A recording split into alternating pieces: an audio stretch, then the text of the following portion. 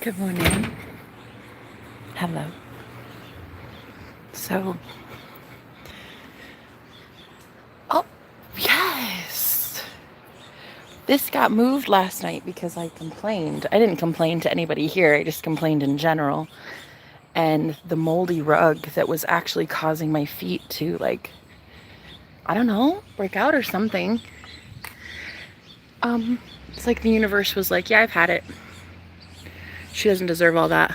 Guys, so I want to tell you something. I've been in this, like, crunchy granola phase of my life. I've been, like, really getting it right with God, so much so that I have like forgotten normal things that most women would remember, like plucking my eyebrows. Girl, it's been like over a month. Look at these things going wild. Look at eyebrows gone wild. Hi. Got her the dollar. How you doing, my friend? Look at this. I mean, seriously, have you guys ever seen anything like this? This looks like a man's eyebrow. I'm telling you, I've been spending the last month getting so fucking close with God, dude, that I don't even care. I don't even care to pluck my eyebrows. I don't even care to put on makeup. I don't even care. I don't even care. Like, I don't know. There's just a new me that's coming in, and I'm kind of scared a little bit because some people are like, "Who's Jenna?" And I'm like, I don't fucking know. I don't fucking know who I am. Um, I'm pretty sure I'm a kind person. I don't know. I guess we'll find out soon enough. Either you'll be seeing Godzilla run rampant in the world because I'm super angry all the time. Or you'll see, like, I don't know, like a very productive member of society. I don't know. It's a crapshoot. It could go either way. You know what I mean? Like, it could really go either way. But one thing I've been noticing is like the stark difference between me and other women. And this isn't a bad thing. I think women are beautiful. I think the woman anatomy is just like fucking superb. I love the female anatomy. But what's so strange is like this need for me to be in my masculine energy and my feminine energy. And I know it's really crazy, but it's almost like my face even is morphing into more masculine features. And I've noticed that my twin flame is kind of morphing more into his feminine features. It's very strange. It's very weird. But I don't really care too much about the things I used to give a fuck about. Like plucking my eyebrows, like, girl, I'm okay with it. I'm okay with looking like a caterpillar has entered my face, and that's fine. But it's just so strange that I used to care about shit like that so much that people are probably thinking, does she wear just like a toga all day and does she meditate all day and shit? Because honestly, this is my home right here.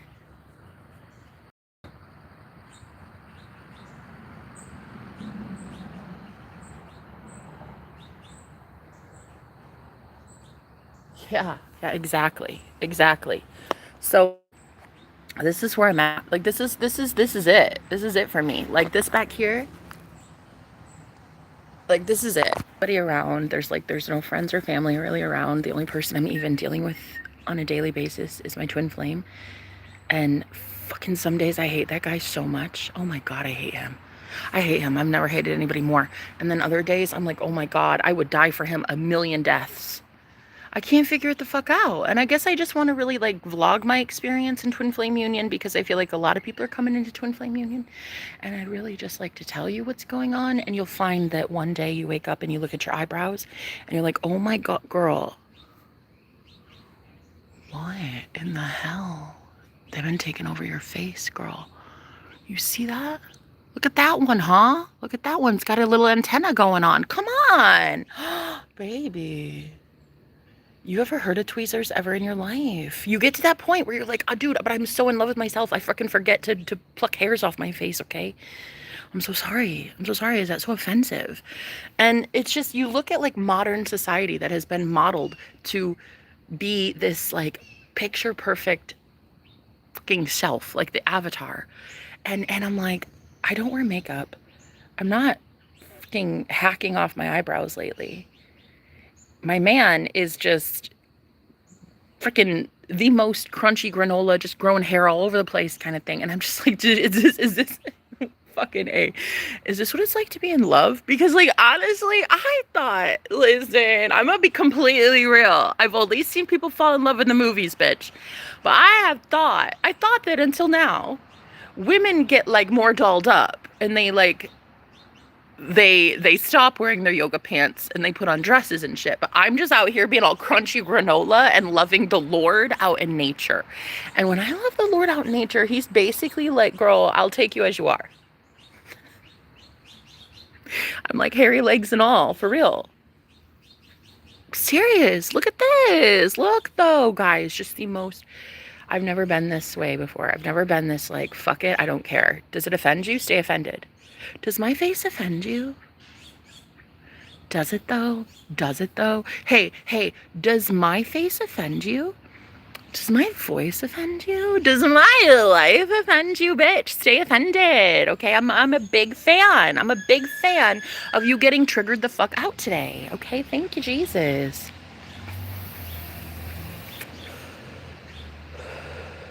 I'm beyond amazing. God damn. If I'm not the coolest motherfucker around. And I've been noticing this too. And like everybody's got this thing. And it's like, but Jenna wears yoga pants and still owns rags. Like she's not the richest girl yet. She's still the rags girl where she just has holes in her clothes and literal stains on her clothes. And I haven't bought a new wardrobe in like, girl, 5 years? Easy. Like an actual new wardrobe. I haven't even been able to afford it. And dude, I'm going to God, okay? More importantly, God is coming to me. And I can't even believe how much energy women waste in a day about worrying about their looks. Like it's like the most unconditional love that has ever poured into my life. And girl, some days I don't even wash my hair, okay? I don't even like get out of bed in a day.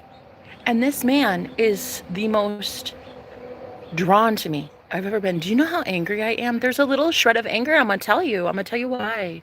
Because we have been lied to, ladies. Oh my God. Girl, you've been lied to your whole life. You've been told that men could not stand a stretch mark to save their life. You've been told that you have to be a size 2 to have a man worth his weight in gold. You've got to have a man that is like a beta if you are plus size, or if you don't look like a Kim Kardashian. You got to have a beta. You got to have a really wimpy man. You got to have like a guy who can't provide, can't take care of you. He's not in his protective divine masculine role. And like you got to settle. You got to settle. That's what we were told, ladies. Settle. Don't go chasing waterfalls. Listen to the lakes and the rivers like you're used to. Actually, you know what? I have no idea what that fucking means. I've heard that song since I was like 10 years old. And I still can't fucking tell you what the hell waterfalls are. I don't know. It doesn't matter. Just don't go chasing them. That's what TLC said. TLC knows what the fuck they're talking about.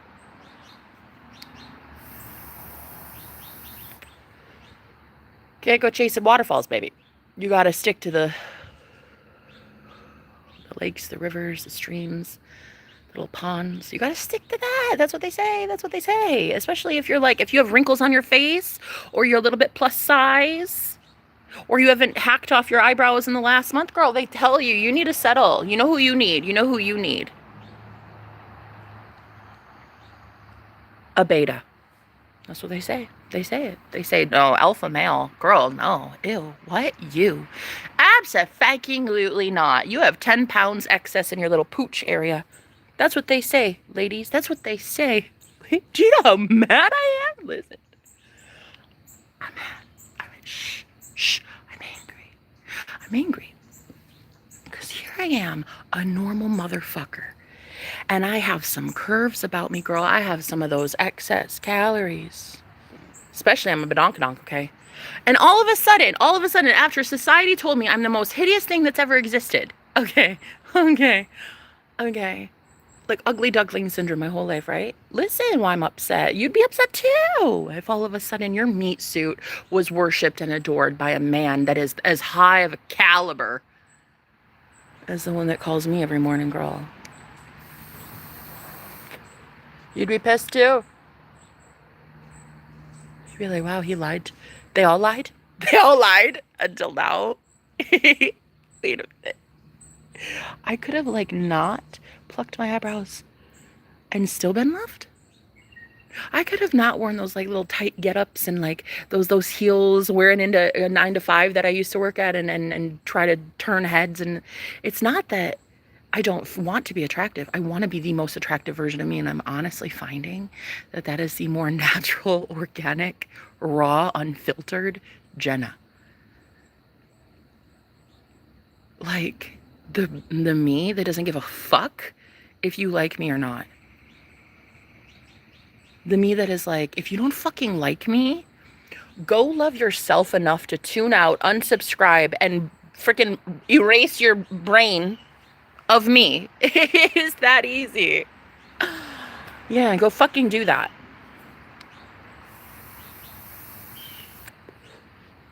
The rest of you, if you're a big fan, which we know you are because I'm your favorite. Of course I'm your favorite.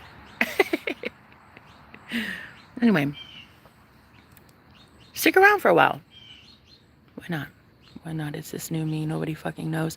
Even my boyfriend, he's like, who are you today? And I'm like, ask me in 5 minutes. I have no clue. So I just been going to God. Okay. The last 36 years. And I see now how fucking glorious my life really is. But you can't enjoy life without being a little cuckoo for Cocoa Puffs. And so for me, I have like this derangement thing going on where people think I'm a legit psychopath because I only care about myself and I don't care about my eyebrows. I'm here for that. I love the way that you see me. If you want to call me Delulu, please do. Please do, honestly, because I love that. I love being categorized as Delulu, living in delusion, because I've lived in my imagination so long. Like, I've imagined crazy shit, and that happens within seconds now. Like my instant manifestation game is so on point. I scare myself sometimes, honest to God. Sometimes I freak the fuck out at how good I am at instant manifestation. Why? Because I'm so fucking high vibrational. And I love myself so much. I love myself so much that it is legit a thing now. Where people are like, wow, do you even love me because you love yourself so much, Jenna? You hug all the oxygen, bitch. And we're outside. And there's tons of it out here. People say it. People think it. They think I'm Delulu and batshit crazy. But honestly, I think I cracked the code, man. I think I figured it out. I mean, this is my home. Look at this.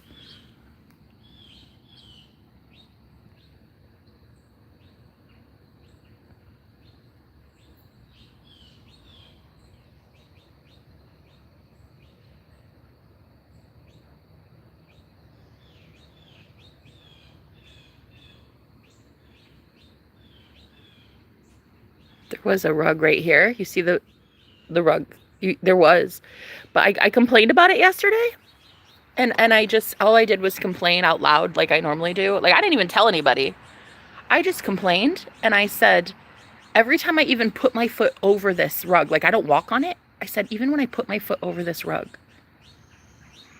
there must be mold in it or something because my feet start literally breaking out. And I told my man that last night. I said, do you see these bumps? And he was like, what the fuck? And it was like little bite marks. And I was like, what the yeah, it's that rug.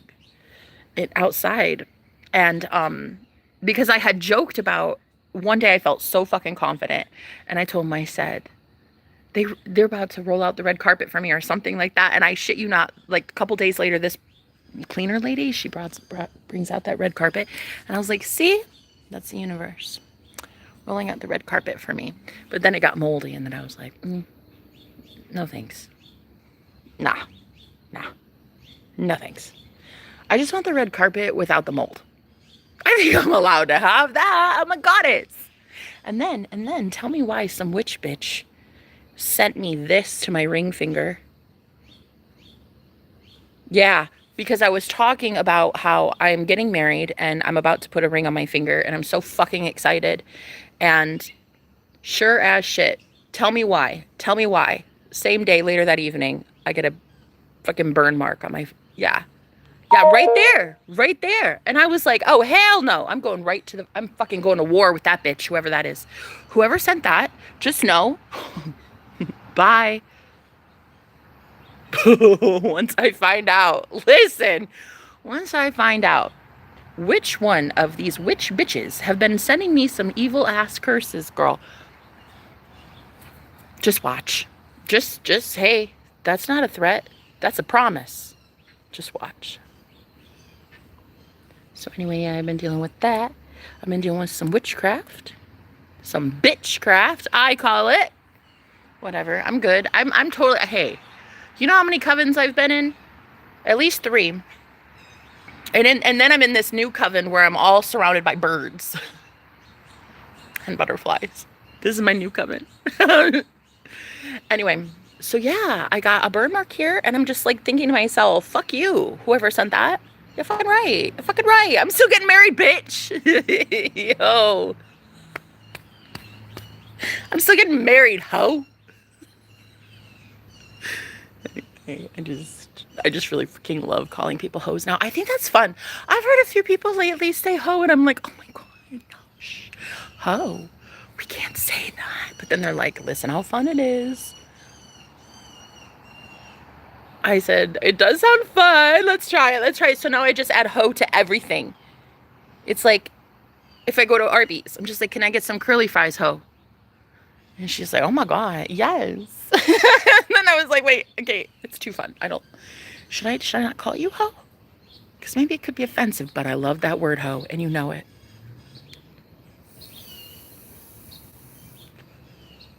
Hey ho. Hi ho. Hi ho. Hi. Oh my God, a red cardinal, bitch. I swear to everything. There is this one bird, okay, and this bird lately has been dressing up as a cardinal, but they're not a cardinal. There's been this bird that legit, I swear to everything, it is not a cardinal. It looks like it's been spray painted pink or some shit. I swear to you. And it flies in here. And yesterday it flew in. It's only been here like the last week, and it's been pissing me off. Okay, what a fucking imposter. So it flies in, right? Tell me why. Once I notice it and I see it's been spying on me, I'm like, no, not you again, no. That's a Jessica if I've ever seen it. No offense to all Jessicas, but you know if you know. Anyway, so then this red cardinal, which is my ancestor, my grandmother on the other side, by the way, she shows up as a cardinal, flies in, swoops in like a fucking hawk just to get that little pink motherfucker out of here. Because my grandma, listen, when she was alive, she was a menace. Straight up menace to society. Everybody fucking knows it. Do you think she's better on the other side? Do you think she stopped being that much of an asshole on the other side? No, she's my best friend now. We're besties. She protects me like nobody's business, my grandmother. Anyway, she came in, swooped down like a hawk. She's like, bitch, get out of here, ho. That's what she told that pink bird. Get out of here, ho. Yeah. Not my grandma and I were besties. She does not play about me, my grandmother. You know, when she was alive, though, my grandma was a narcissist, full on. And but like, I was always her favorite, and everybody knew it. There was like 9 grandkids, and I was the favorite out of all of them. I was the oldest out of all of them too, and I was the most delusional and most dysfunctional. So I was the favorite. Everybody knew it, but I think I was her favorite because I was the most narcissistic. I resembled her in the most because I only thought of myself.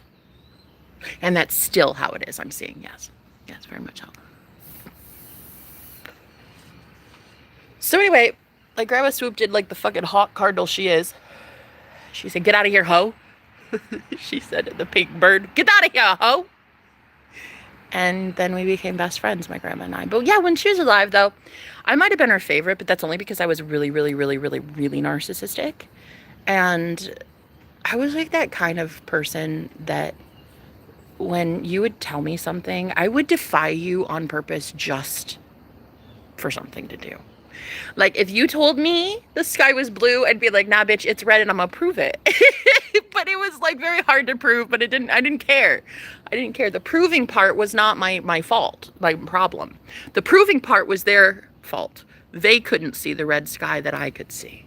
You see what I mean? So I always had this bone to pick with everybody. I was always like, your blue sky can suck my big toe. I actually think it's red. And then they'd be like, really, bitch? Prove it. And I'd be like, well, that's up to you. So I'd never have them actually prove it. They could never prove that the sky was red. And I could never prove that their sky was blue. That's just how it is. Now, I took on the blue sky belief because I was surrounded by people who are blue skyers. Instead of flat earthers, there are blue skyers who believe that the sky is blue. And you get into that reality where you see the sky as blue. And so I've just, lately I've been wanting to try some things. I wonder.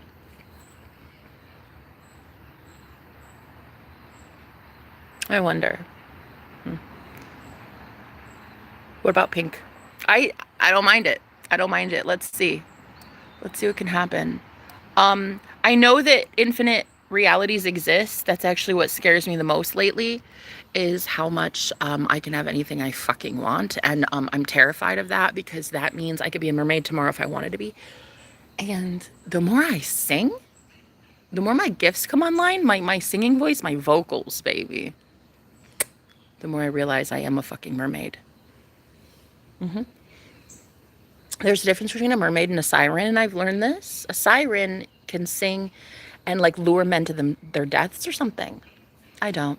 I sing and I lure men to their life. That's because I'm a mermaid. And when I sing, mermen listen. And anyway, they rise right the fuck up, honey. That's what I've been noticing. My vocals be vocaling. So I got that going for me too. So I just wanted to tell you about this overwhelmingly alarming self-confidence that I have. That most people are like, Jenna, what has gotten into you? What? Well, I'll tell you what hasn't gotten to me lately.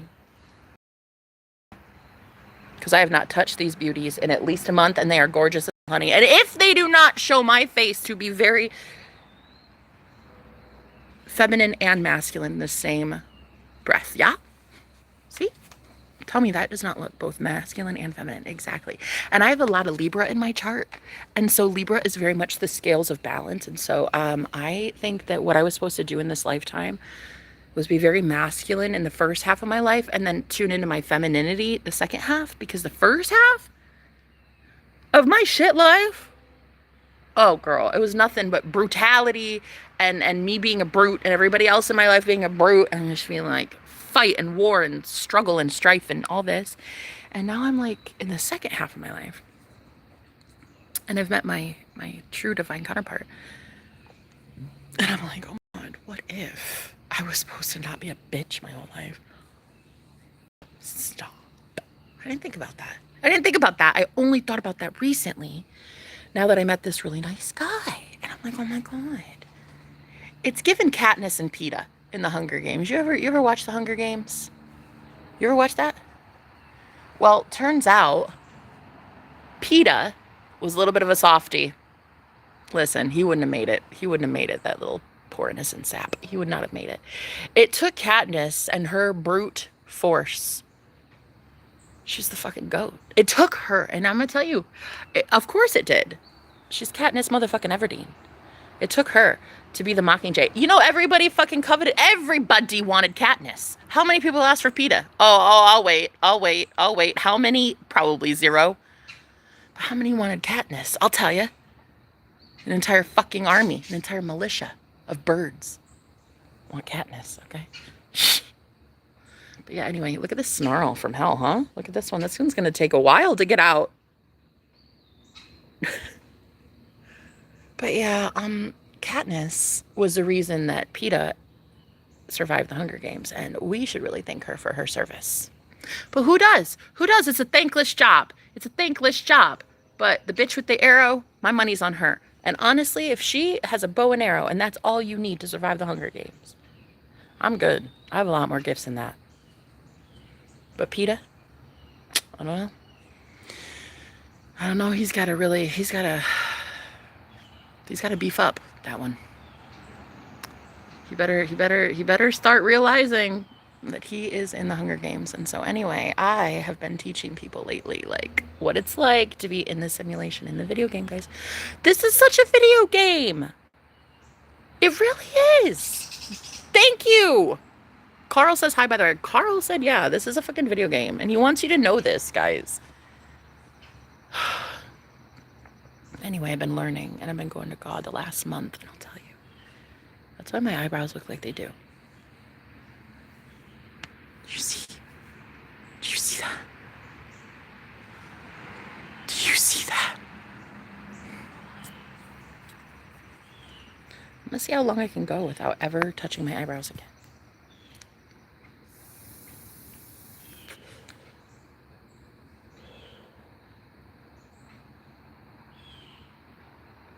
One thing that I've noticed as well is that I went through this, I had this huge glow up, this like fucking energetic glow up recently. And my twin and I, we did so much work with karmics. Like we did so much work in the last 4 months since we've known each other. Going on almost 4 months I've been with my twin. Every single day working on closing karmic contracts, girl. The way that this man has taken initiative, and I'm talking, prayed for me the second I ask. He'll do cord cutting with me the second I ask. He'll do return to sender the second I ask. He's lit more candle spells and done burning incense and fucking bay leaves, burning bay leaves more than I do, and I'm a witch, honey. I'm a fucking witch, and I don't even do that shit because I don't have the equipment, you know, because it doesn't matter anymore. I used to have a lot of like chime candles, and I used to do a lot of candle spells, but ever since I got homeless, which was last year, not this time last year, but in January of 2024 is when I got evicted, and then I've been in just God's mercy ever since then. And I wasn't able to have chime candles and shit. Like, what am I gonna do? Burn candles and sage at other people's homes or in my fucking car or in a homeless shelter? No. So I had to learn how to be that witch bitch without a whole bunch of tools. I had to learn how to use my mind. Oh, did you see it? I know you did. I know you did. I know you saw that little moth, huh? That I manifested with my mind.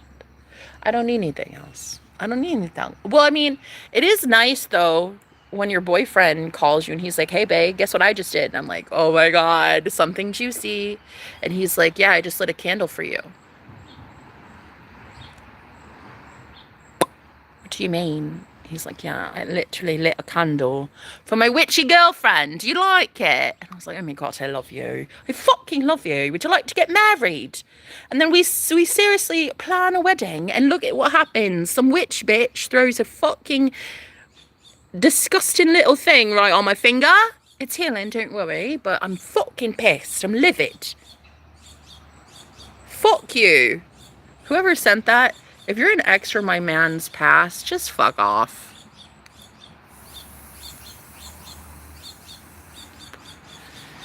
Yep. You can.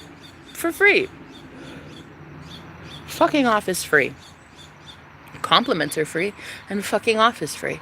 And you know what I love? I love that any ex from my boyfriend's past does not give compliments. So I do not give those back.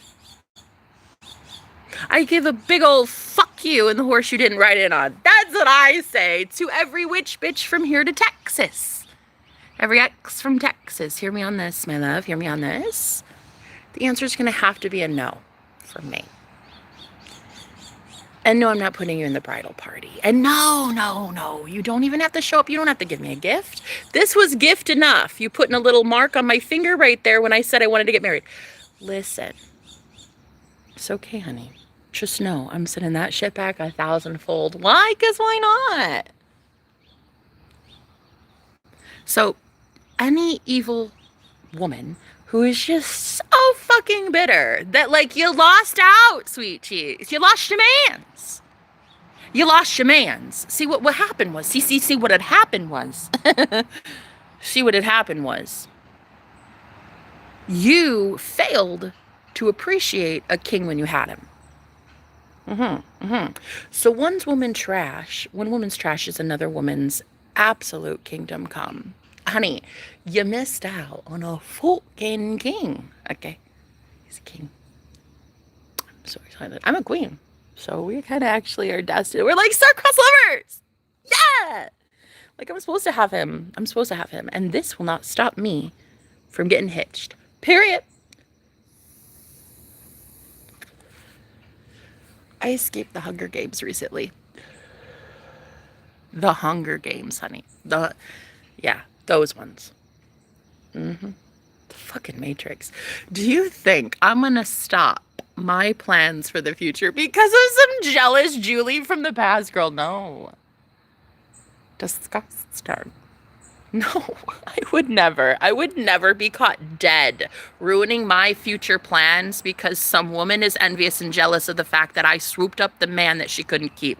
Period. Period. I'm so sorry, but I'm not sorry.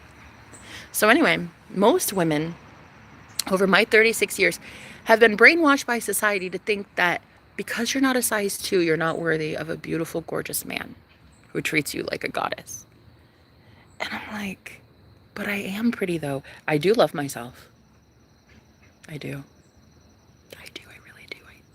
I swear to you, I do. I really do. And it's like, it's so unheard of and it's so unnatural that people are like, wow, how dare you? You would love your thick ass. And I'm like, of course I do.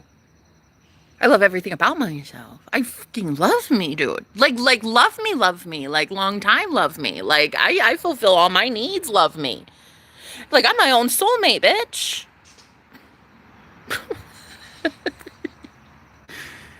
Duh. Of course he would love me. What's not to love? And so I get in this attitude of like, why wouldn't I love me? Because you don't like my body. Because I have wrinkles. Because of what I do for a living. Because of no, you're not quitting, period. That's it. Hey. No, you're not quitting, period. That's it. Hey. Tell some broad on the internet that she's schizophrenic. What I wouldn't do going forward, and listen, this is just a public service announcement for anybody who gives a fuck. What I would not do going forward is ever have your mind altered in any way and then go online or go to people in person, whatever, and like insult people or categorize them a certain way or harm them in any way. Because what it is doing, and I'm so sorry to tell you this, it is literally accruing more karma for you because you're kind of a douchebag. You know, you ever just feel like, God, am I a douchebag? Am I a douchebag? And then the answer is yes. That's it, white line. That's it for you. It's like that douchebaggery that is you. It's amplified when you do what you do. You see? And then what it is you don't know how to act like a normal human being. You can only do zombified. And so when you're a zombie and you're throwing accusations at people or harming people when it comes to their self-confidence or some shit like that, or their belief system or the way they look or something, you're going to need to really fucking tone it down a little bit. And what you're going to need to really do, and this is what I've noticed, is you're going to need to really get it right with God, because what you don't want to do any longer in the new age that we're here, honey, we're already in the new world order. Ask Zertified here. Zombie Zertified is his name. And anyway, why don't we ask him how serious the universe is at handling that ass? Because I'm pretty sure if you have to get that fucked up on whatever it is you say that you just had to consume, Mr. Zertified, in order to have happiness or in order to get through your day, but then in the next breath, after you've done it and after you're so boastful and bragging about what it is you get to do, then to go in and insult somebody and call them a schizophrenic or call them mentally ill or in some way when you lack a PhD. I'm assuming you lack a PhD to be able to discern enough what level of mental incapacity I am in. And I'm telling you right now, I feel pretty good. I feel pretty okay. I have a sound mind.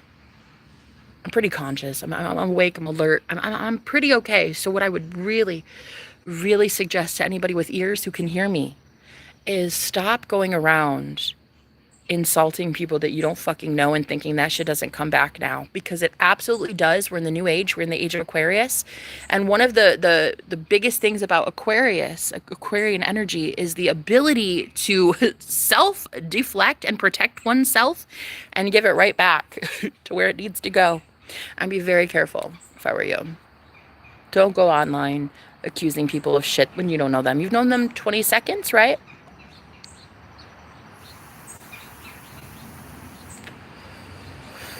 Right. So, the difference between you and me, buddy, when I have fun and I like to get a little creative with my creative juices flowing, I don't go on people's live streams and mentally attack them and call them mentally ill and shit like that. That's the difference between me and you. The difference between me and you is I have class and you're a douchebag. That's the difference between me and you. So I'm assuming by now you've already left because you can't stand this speech, because God knows you can't stand truth, white certified lineman, whatever your name was. The point is, what you're not going to do any longer and get away with is becoming so altered in your mind that when you go to hurt someone else, you think that that shit doesn't come back on you. Not only does it come back on you, but you were the operant power that allowed those toxic substances in your body in the first place to allow you to harm someone. So of course it comes back to you. Of course it comes back to you. Same if you get high and do good shit. Like, okay, let that come back to you. May your karma be forever delicious. Fucking facts, period. So energetically, what you're not going to do, Mr. White Zombie certified, whatever, you're not going to come on to just random people's chats, platforms, streams, or even in person even. Like, nah. And what you're not going to do, is use your superiority complex and bash someone for being different than you. When you don't even like you, or you wouldn't have to escape your mind so much. You wouldn't have to escape being you so much if you didn't fucking hate yourself. And it really just, it's so evident. It's evident when you step up to me, Mr. White Zombie certified, whatever your name is. It is so obvious to me that you hate yourself. That you have to insult people when they're just literally legit minding their business and doing their own thing and you've known them 20 seconds. Like, make it make sense. It doesn't make sense. So what you're not going to do any longer is get away with shit like that, like it used to. Because the society we used to be able to get away with shit like that. But girl, if you just pay attention to the news, just look on the news stations. I mean, just literally look at your For You page and then tell me that karma isn't real. Okay. Tell me that justice isn't getting served collectively throughout the whole world. I mean, just whatever. Everybody's on spectacle. Everything is being like exposed. Good. Anything that happens in the dark coming to the light. Period. Love it. Thank you, Jesus. Love it. So what you're not going to do is you're not going to get fucked up in the head and then come over to me on my platform and telling me that I am somehow less than perfect when I know I'm an angel incarnate. Don't tell me I'm the devil. Don't tell me I'm a Jezebel. Don't tell me I'm a harlot. Don't tell me I'm anything that doesn't align with what I say I am, which I say I'm love, and I say I'm a beautiful earth angel. And so what I highly suggest is, if your thoughts of me do not resonate with the self-love that I have for myself now, which is so evident in the way that I top it every day for myself. Why? Because I tap that. I love myself so much now that when you hate me, it literally cannot stick. It just can't. It's a spell. That's what all words are, thoughts. You know, this is magic, guys. This is what it is. And so it gets sent to somebody who has self-love now and a lot of dignity and a lot of respect and a lot of fucking knowledge about shit in this world.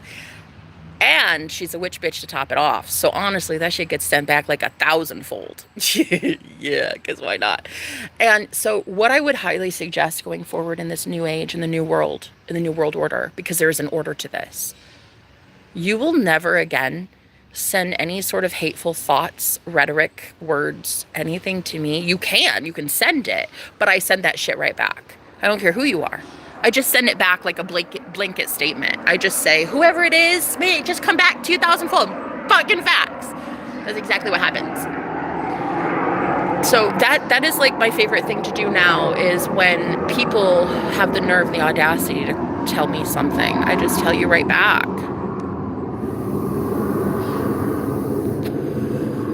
I'd watch yourself if I were you. Because going forward, 'tis the year of karma. That's what I've noticed.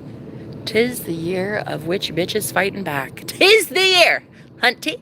'Tis the year we take ourself off your crucifix. 'Tis the year we stop being burned alive as witches. 'Tis the year that we stop giving a shit if we offend you with the fact that we burn sage every once in a while to clear your funky vibes from our life. 'Tis the year, my love, that we realize we have such good karma. We should call that shit in from every timeline, every universe, and every parallel dimension, my love. And I hope you have an issue with it. No, I really do. I hope you get on the fucking sideline. Sit over there. Shh, shh. Nobody's talking to you, Brett, whatever your name is. Shut up. Sit over there and don't fucking talk, because nobody's listening to you, because your hateful heart is all that we hear. And we don't want that shit anymore. It's a real good year to be a real good person. And I'm telling you right now, if you've been stepping it up to me and you've had the audacity and you've had the nerve and you don't have shit to back it up with, I highly suggest you get the fuck on the sideline and you just watch. No, shh, shh. You just watch. And the only thing you're going to take are notes, because that's the only thing I offer for free. Thank you for dropping like flies right on up out of here. I saw that. I absolutely saw how about 50% of my chat just dropped like flies. I'm here for it. I hope it pissed you off. I hope that my presence in this world pisses you off. I hope you stay fucking triggered. I hope you get triggered and stay triggered permanently forever, ever, end of story. I hope that is how it is because of my presence on this planet. Period. So, what you're not going to do, little Captain, what was your name? White Zombie something. I don't know what your name was. I don't care. What you're not going to do, little boy, is show up on my channel ever again in some sort of fucked up state because of a substance that you're consuming, and then allow yourself open as a vessel to a whole bunch of energies that you don't fucking know, and allow yourself with zero spiritual protection to step up to me about how I'm schizophrenic and mentally ill, and then the audacity to sit there on my live stream pushing your toxic sludge onto my beautiful aura and thinking you're gonna get away with it. Girl, go somewhere. You will never get away with that shit ever again. Fuck you. And again, fuck you and the horse you didn't ride in on. I will send that shit back 1,000-fold. Here's a public service announcement to anybody. If you don't have love for me, get the fuck out of my life.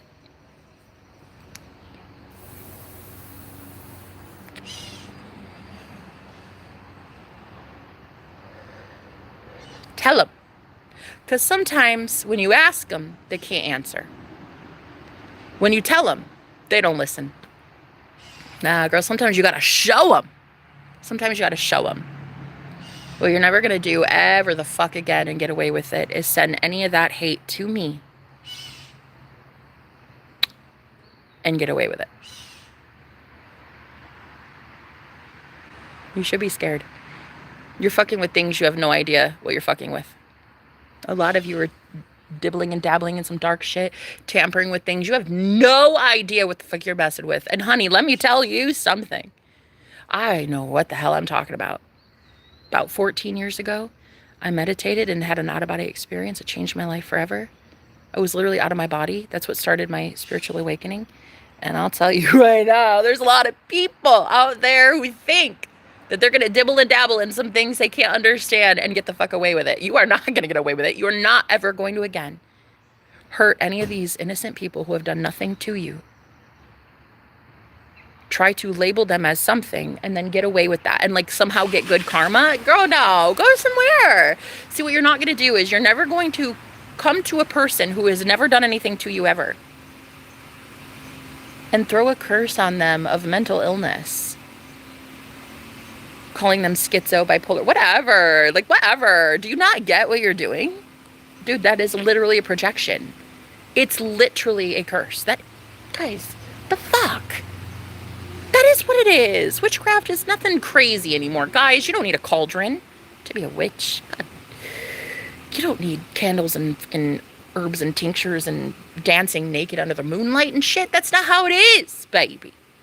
Witchcraft anymore is just you and a couple girls gossiping at Starbucks about somebody's marriage.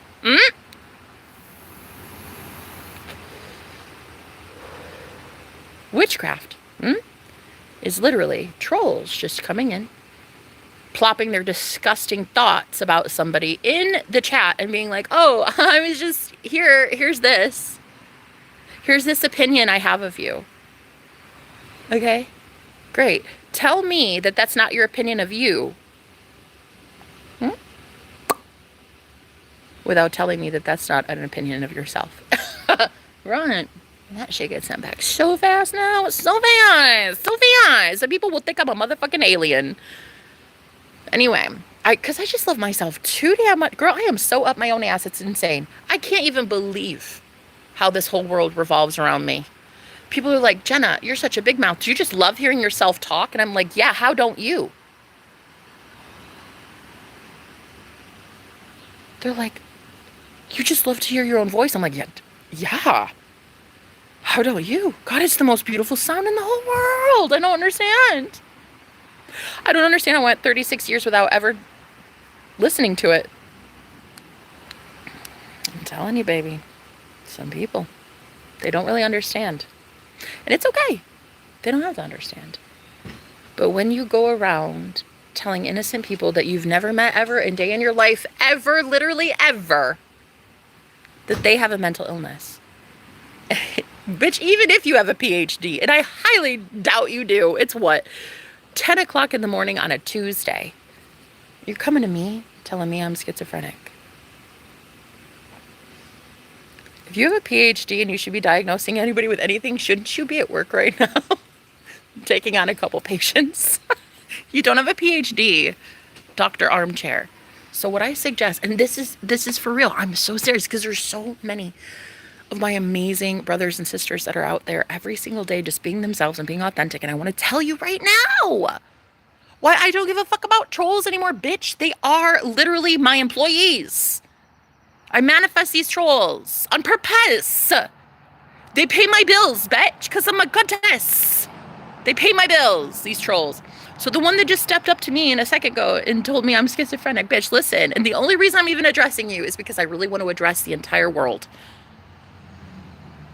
If I ever find out, if I ever show up in somebody's live stream and I ever find out a troll like you exists and you're sending negative energy to a girl or a man that has never done anything to you, hunty, and you are trying to tell them that they are mentally unstable, not only will I be shielding that person energetically, but I will make sure that any holy angel who would hear me up there, honey, comes down on that ass times 1,000-fold fucking facts. Because one thing you cannot get away with anymore in this, baby, in this new world order, the one thing you can't get away with post-2019 is sending things to people that they don't want. That even goes for gifts, let alone curses. Isn't that the craziest thing? Craziest shit ever. You can't even send people gifts anymore. And because it's the age of Aquarius. And that's so Aquarius energy. Like, you can't keep giving of yourself to people and then, like, it's about to be evident how many people really cannot accept from you. How many people cannot take the energy that you are because it's too fucking much. Because you're too amazing. You are literally God and it oozes from you. But when it comes to haters that are hating these innocent people who are just messengers of God, that's it. Like they are doing nothing. It's not, they don't go bark up a tree. They don't go hate people. They don't go gossip. These people are just innocent people, dude. And I'm telling you right now, those of you who want to fucking consistently tell people like that they're either insane, they're a Jezebel spirit, they're a devil, they're working for Satan, all this bullshit, dude. Bullshit. Here, I'm gonna suggest something, especially to my Christian friends who try this. If you're a religious fanatic and you come into my proximity and you try to encourage anyone or yourself to imply that I am less than holy or less than divine and less than perfect in God's holy eyes, I am telling you right now, baby, you will soon be met with the kind of karma that you absolutely deserve to get it right with the Lord. Because I don't care how religious you are. I don't care how Christian you are. I don't care how many days a week you read your Bible, honey. The way that these people have hatred in their heart, and I am just now getting started. I'm just now getting started talking about you. I love Christ way too much to be a Christian, to be honest. Hey, I love Christ far too much to be a Christian nowadays. So if any of you want to imply that there are holy people that are prophesying and are talking about being a watcher on the wall, they are talking about God, they are literally living their life for the Most High God, and you want to come onto their channel telling them they need to learn about Jesus, they need to know who God is, all this bullshit. I'd really hella watch yourself, Christians. I'd watch yourself, you holier than thou fanatics. I'd really watch yourself, because listen, the Pharisees and the Sadducees, they looked at Jesus, they were 2 feet in front of his face. 2 feet in front of Jesus and couldn't even see his divinity. Had no idea that he was God incarnate, standing right in front of him. Right in front of them, all these holy leaders. I'm going to tell you right now. Woe to you, spiritual leaders, the ones that call themselves spiritual leaders. Woe to you. You guys have no idea the tree you've been barking up constantly. Hey, I want to be judged. Okay, congratulations. You're about to be judged.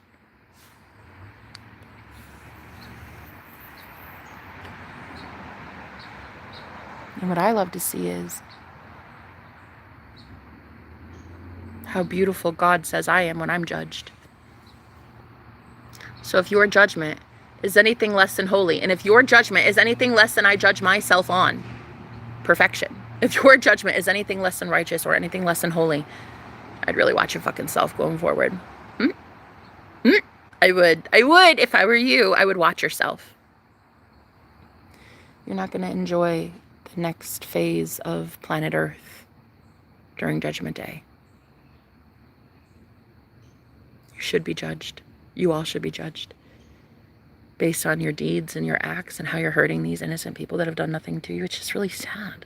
It's really sad. You don't like what? Their free speech? You don't like what? Their freedom of assembly? You don't what? Like their freedom of worship? You don't like what? Who gives a fuck what you like? This isn't about you. Go somewhere, bitch. This is literally not about you. It's never been about you. So going forward, and this is just a public service announcement to anyone who has ever watched me, and you guys are being targeted and stalked in your own way on your own channel and shit. Listen, baby, karma is coming back for every single asshole that ever told you that you are less than perfect. You are about to deflect every single curse or projection.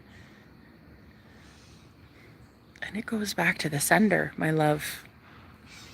Christians included. I don't care who they self-profess to be. I don't care if this is the most spiritual guru that has ever existed ever. If they have ever sent any hate or harm to your innocent people, girl, that is coming back to them, period. It's just how it is. It's just like spiritual law. So it doesn't matter how holy you think you are. It matters how holy you know you are. In this next phase for planet Earth, I'm telling you, you're going to want to fucking pack your bags, baby. You're going to want to go somewhere, because this is not the place. You're not going to want to be on this planet much longer. I would highly suggest ascending, getting to higher ground, leaving behind a lot of the bullshit that you guys have been subjected to every single fucking day. And like the way that so many people have told me for 14 years that I'm literally the devil's spawn. Dude, shame on every last one of you. You know, in the Bible, it says that blasphemy is the one unforgivable sin. Blaspheming the Holy Spirit. And I'd be very careful if any of you claim to be Christian and you're out here actually telling the real prophets, the real messengers, yeah? I'd be really careful if I were you, Christian, telling the real prophets and the real messengers who give better messages than you do in a day, who heal more people than you do in a day, Christian, Christ follower, who give more of themselves to be a servant of the Most High God, period. I'd be real careful, you self-professed Christian you. I'd be real fucking careful if you, as you come around a real prophet, a real messenger, a real one sent by God, and you want to tell them that they're a child of the devil. Honey, you best watch yourself. Really. I mean that. You're going to really want to watch where you walk, because God will humble that ass so fast for you talking to messengers like they are scum of the earth, just because they have a different religion than you, or just because they don't worship the same Yahweh as you or whatever. Girl, these Christians nowadays, oh, the judgment coming on them, because, oh, the worst. These are some of the worst leaders I've ever met were Christian, and they are self-professed Christians, and they have literally brought in innocent people through the name of Christ or Jesus or whatever, and they'll congregate a ton of people under the name of Jesus, or under the name of Christ, or the Lamb of God, or Yahweh, or something just so holy, right? They'll bring everybody in, and then right when they see their whole congregation is full of impressionable people, boom, that's when cult leaders start. And I'm telling you right now, honey, I've seen it so many fucking times. Can't stand it. All in the name of Christ. And that is what this modern day war is. It's all in the name of Jesus. It's all in the name of Allah. It's all in the name of a God. It doesn't matter. That's what it all is. It's like, my God's better than your God, is better than your God, is bigger than your God. Right. Okay. Well, my God's nature. So I'm good with my God. Okay, and I'm good with my freedom of assembly. I'm good with my freedom of religion. I'm great with my freedom of speech. And I'm also great with my freedom of motherfucking sovereignty. So if you want to try it with me, I wouldn't. I'm sending that shit back 1,000-fold. Do not come onto my channel as a Christian telling me that I need to find Jesus. Because I'm going to tell you right now, if I find out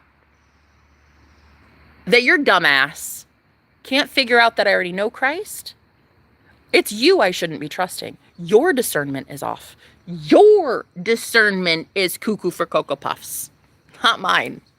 So if I find out that another Christian tells me I don't know Jesus, honey, I'm going to have to clap back and sit you down. Okay, I'm going to have to sit you down and shh. You came to my church. Shh, quiet. You came to my church. You want to leave? There's the door. Go on. I'm sure there's another nice Christian church with a potluck just down the corner. It's not this one. What you're not going to do ever again is imply to me or any of the beautiful people who have already escaped a cult, who've already escaped religion, what you're not going to do is you're not going to come onto my channel and tell all of me and my friends that somehow we are the devil because we've been able to tell that your God is the devil. Yahweh. He can suck my big toe, that guy. I don't give a fuck. I don't really care. And it's not to hurt you in any way. It's just that I don't care what your God requires of me. I care what my God requires of me. You see? And this is just that public service announcement. Here's the end of it, right? Do not go around hurting innocent people ever again in this new age, baby. In this new world that we're in, thinking that there won't be somebody who claps back and energetically makes sure every nasty ounce of darkness you just sent them in any way, even if it was a telepathic thought form, girl. Do not think that in this new age, people will not send that shit back and also get rewarded for it by God, because period facts. If we are in a spiritual war and you send me some nasty negative energy, I am sending that shit right back, and I will be protected and promoted and very much blessed by God for doing so. Because when I defend myself, I defend God. And when I protect me, I protect a whole bunch of people. So I worship a very good God, a provider, a protector. And there is one thing you will not do ever again and get away with it, and that is falsely accuse me of being anything less than a holy woman. Period facts. Hallelujah. Thank you, Jesus. That is all. Don't let me find out. Okay? Just don't let me find out. If you're going to go do it in a coven, go do it in a cult, go do it in a church, go do it in a Starbucks. I don't give a fuck where you do it, honey. Go with you and 6,000 of your friends. I don't give a shit. But what you're not going to ever do is have your words typed out in text in my face and me not clap back. Period. Period. So you're going to want to go talk about me in a blog or some sort of channel or some shit. You're going to want to go start an entire coven hating on me. But you're going to need to do it silently. You're going to shoo. You're going to go that way and you're going to do it. For the rest of you, religious leaders, woe to you. Woe to you. The ones that call good evil and evil good. Come on. Come on. Pull your head out of your ass, huh? Huh? Pull your head out of a book and go find God. You ever think about that? You ever think about the fact that you could close the Bible for about 2 seconds, yeah? And not have to worship it like a spell book. And you could go out into nature and you could find the real God? You ever think about that? I didn't think so. Probably not. Probably not. That's okay. That's a you thing, not a me thing. I go out into nature and I find God.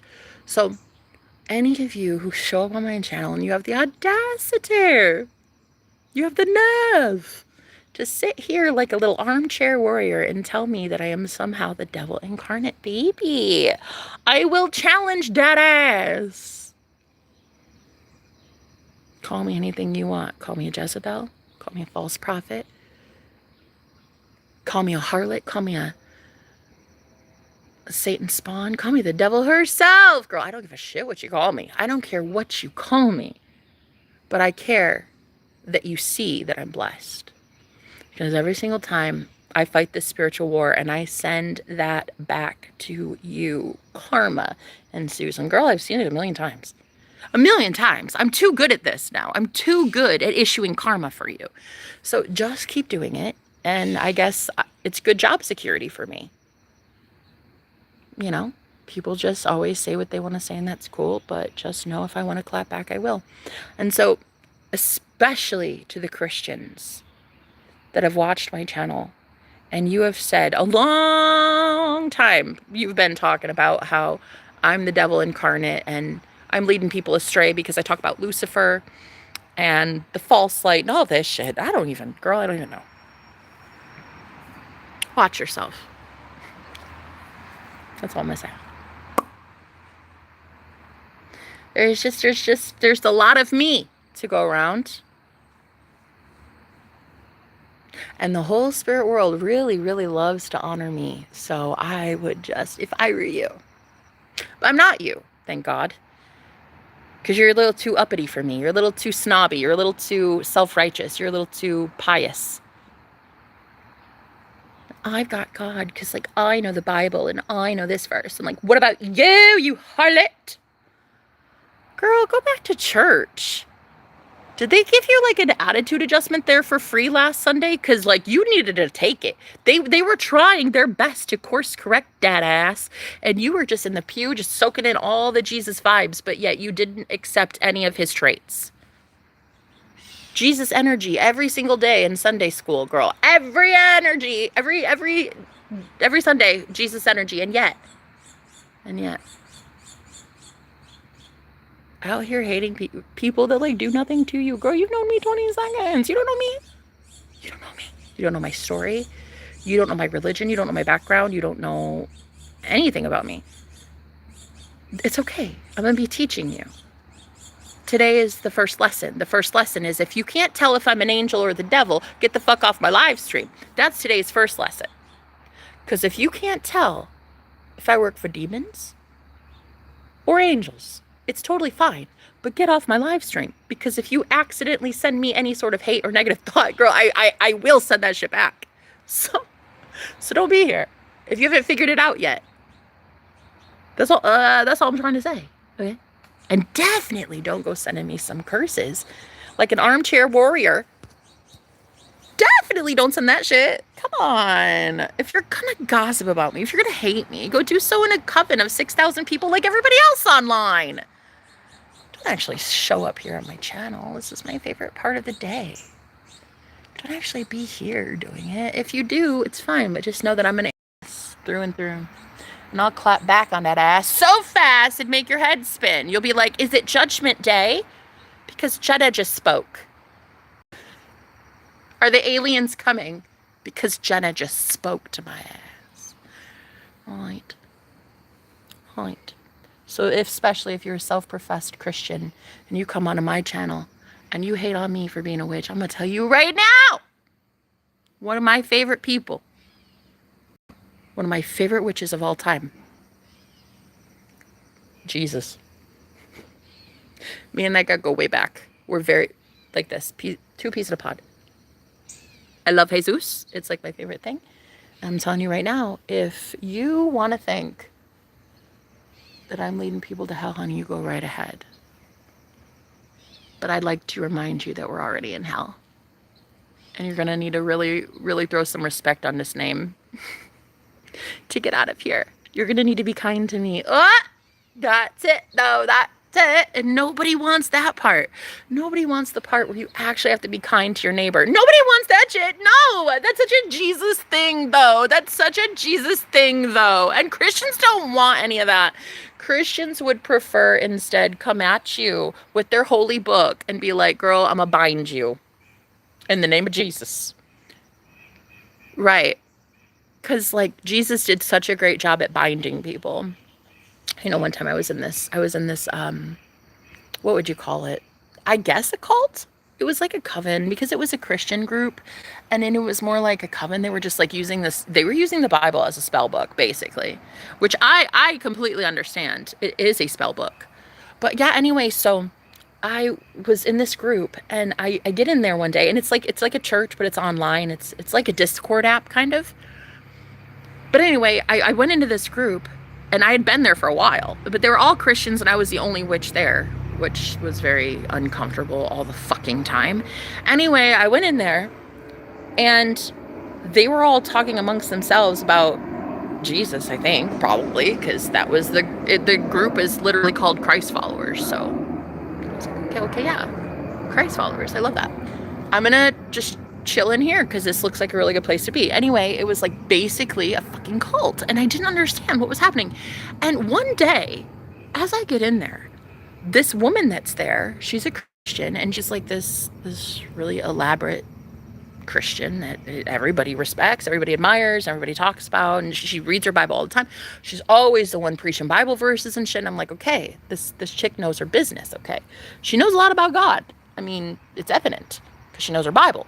So anyway, imagine my shock when she and like 10 people leave like that the second I get in the room. The second I arrive on that app, in the app, I show up. Her and 10 people just drop like flies. And I'm like, whoa, wait. What do you mean? What just happened? And everybody else that was left, they were like, what the fuck? They were like, damn, Jenna, you know how to clear a room. And I'm like, that wasn't my fault. I didn't do that. I don't know what is happening. And so an hour later, after we were all talking about like how these people just disappeared, just like vanished, like the motherfucking rapture, all of a sudden they come back and they're like all buzzing and happy and like laughing with each other and shit. I'm like, wait, what is going on? Where'd you guys go? And this woman, she goes, oh, we had to go bind some things. And I was like, that's witch speak? Okay. You had to go bind me. That's literally what it was. They were talking about, like how they just performed a ritual. They just did a ritual on me to bind me in that group. And bind me, meaning so I couldn't talk, I couldn't influence people, I couldn't be strong or whatever and have confidence and shit like that. Anyway, fuck that. When she said that, I said, wait, you just literally put a spell on me? For real?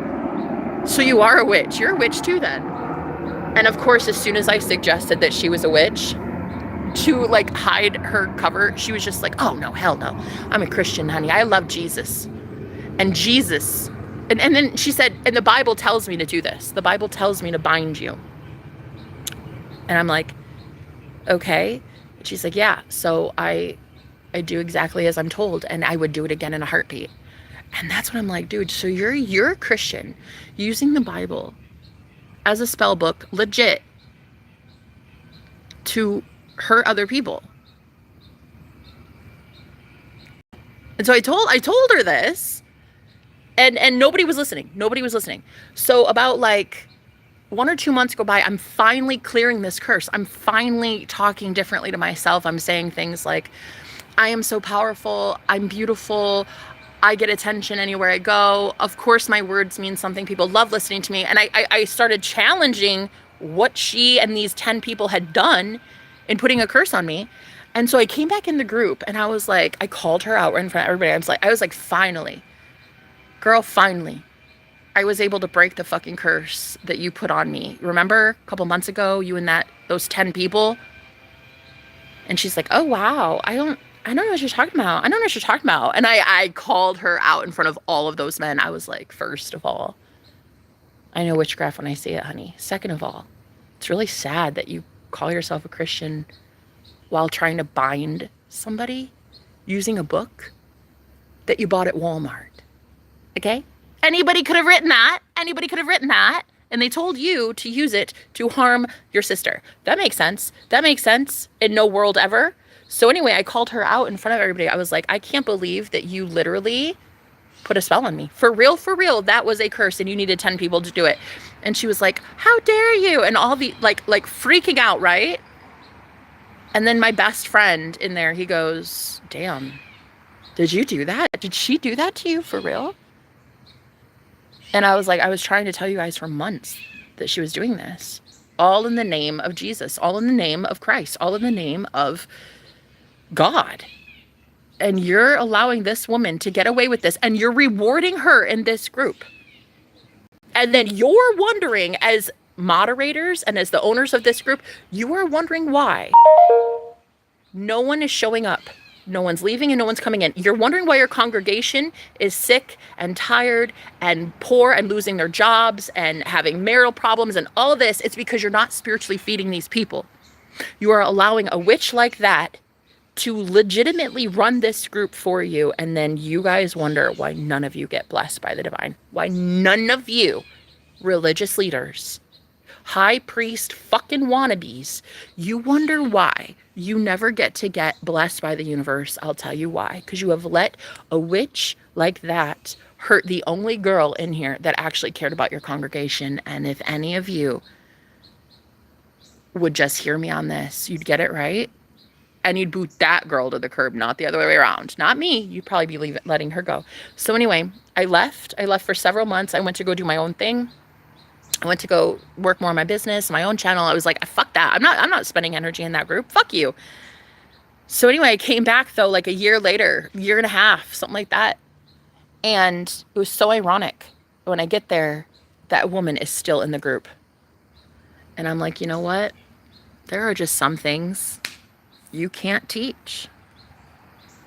Those men deserve every single ounce of karma they're about to receive for leading God's people astray, because they had this name, Christ followers. That's like the name of their church, Christ followers. And so everyone that was innocent and beautiful and loving God and loving Christ, like, would show up there just to be, well, led by wolves in sheep clothing, I guess. So anyway, my best friend, and I'd known him for like 7 years, I just said, fuck you, dude. Like, I went back a year and a half later, I went back in there and I was so disappointed. I'm like, dude, you have all the same friends. You have this chick who I literally told you is a witch who put a spell on me, your best friend. How do you not understand what is going on? And he was like, oh man, it's been a while. How you doing, Jenna? And I was like, dude, I don't think you're going to want to talk to me. I was like, I'm so disappointed. He's like, oh, I fucking knew it. I fucking knew it. I know you and I were going to have to talk because I just knew it. And he's the leader of this group. And I'm like, I'm so disappointed in you. You're supposed to be a high priest. Like, you didn't change. Nothing has been changing in this group. You have allowed a literal wicked witch to use the Bible to bind women who oppose the patriarchal norms that you have subjected this entire group to. Anyone who would have challenged your ass, anyone who would have kept you in alignment as the high priest that you are, anyone with a high priestess gift who would have challenged that ass gets bound by this woman that's in your group. The audacity for this woman to tell me that she bound me. She's like, I had to go bind some things. And I'm thinking, when did Jesus even once bind a person? Huh? even the demons that he cast out of that one dude went into pigs. He didn't even bind the demons. Dude, I was like, okay, you're out here leading these people astray and using this woman to do it.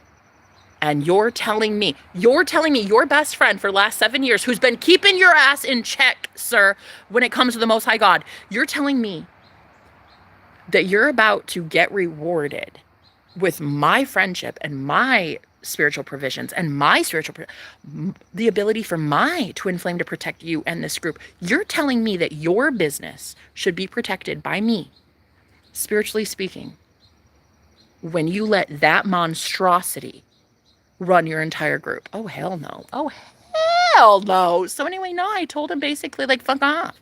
I told him absolutely not. I'm a high priestess and I have some serious fucking gifts, and I do not care to get your soul right with the Holy Spirit. I don't care. You don't care. I don't care. And that was like that was really tough for me, because I've known him longer than anybody in this world. Like, well, I mean, other than my parents, but like that friend of mine, he was a high priest. He fell from grace. And I think at one time we were actually supposed to be together. You know, that was like the saddest part for me, was knowing that I absolutely love this man and I gave him a lot of my time and energy, and like, he just never got it right. And God was like, okay, honey, we need to move on. This dude does not care about you, and he will continue letting that woman put spells over you and the entire group, and you need to move along, Jenna. And I did, and I moved on, and I met my real true match. I met a real high priest who doesn't do shit like that. Because actually, when I met my man, speaking of, he just texted me, hi, baby. Are you watching? Hi, my love. Speaking of, when he entered that group, he came in with me, because I was talking to him about this group. And so my man came in with me, and he was like floored when the first thing this group was talking about, not my former friend, but one of his moderators, like the most powerful guy in the group. This guy goes, he made a racial slur. He made a racist comment towards one of the congregation members. And I was like, I'm sorry. It was an older white man, literally Jewish. This man's Jewish. He was slamming the only black man in the entire fucking, girl, the way I went.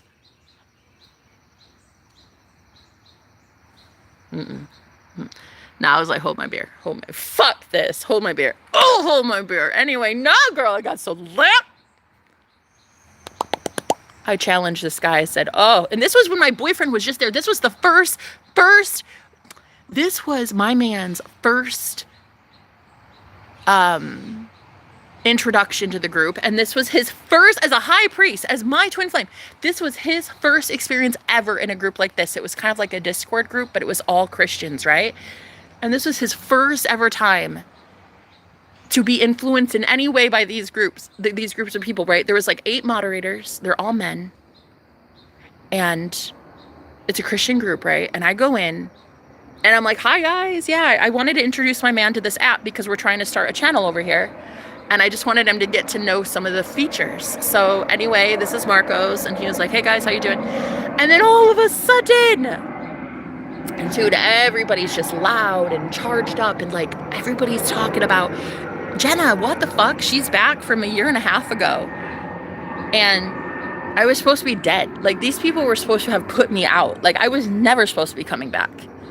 And I came back this time with my man. And when I heard, one of the first things my ears heard and his ears heard was this man, an older white man who is not Christian. He's Jewish in that group, but I mean, I'm like, it's cool, whatever, be Jewish, be anything you want to be.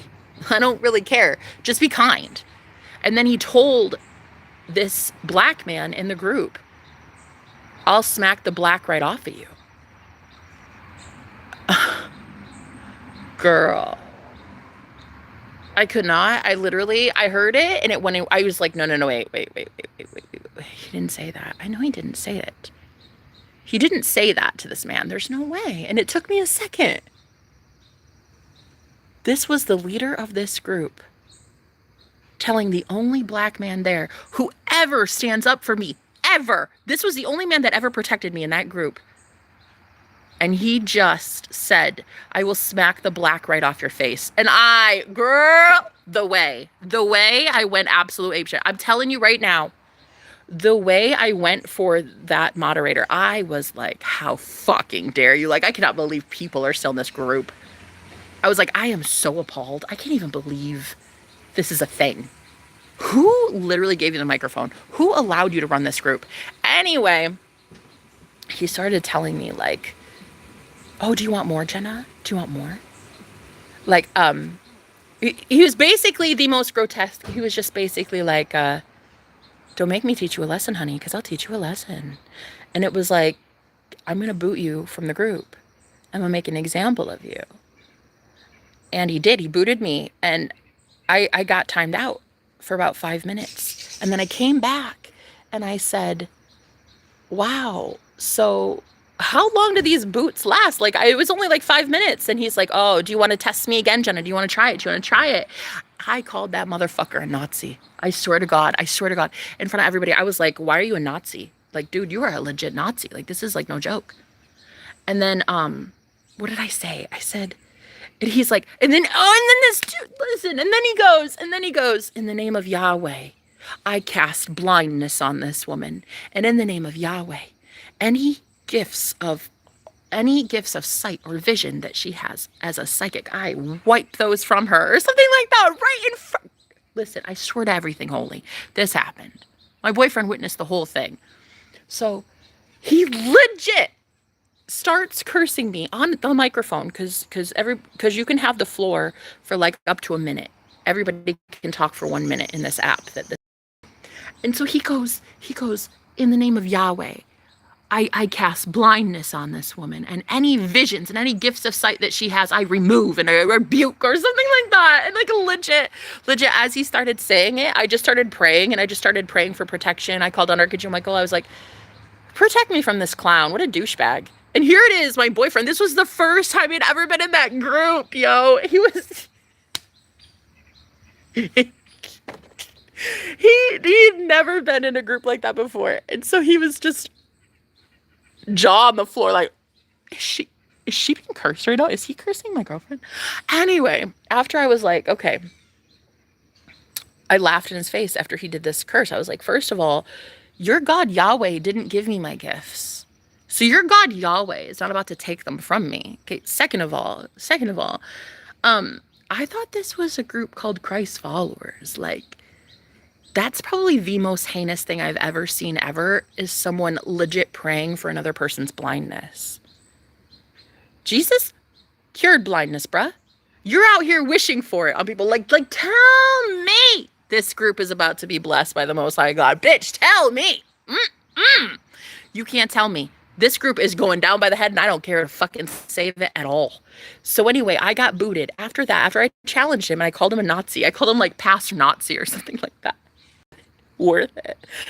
So worth it. And then in the group, he booted again. But this time, my boyfriend didn't know that I got booted. And so he was out there challenging this dude. And he was like, fuck you and fuck your God.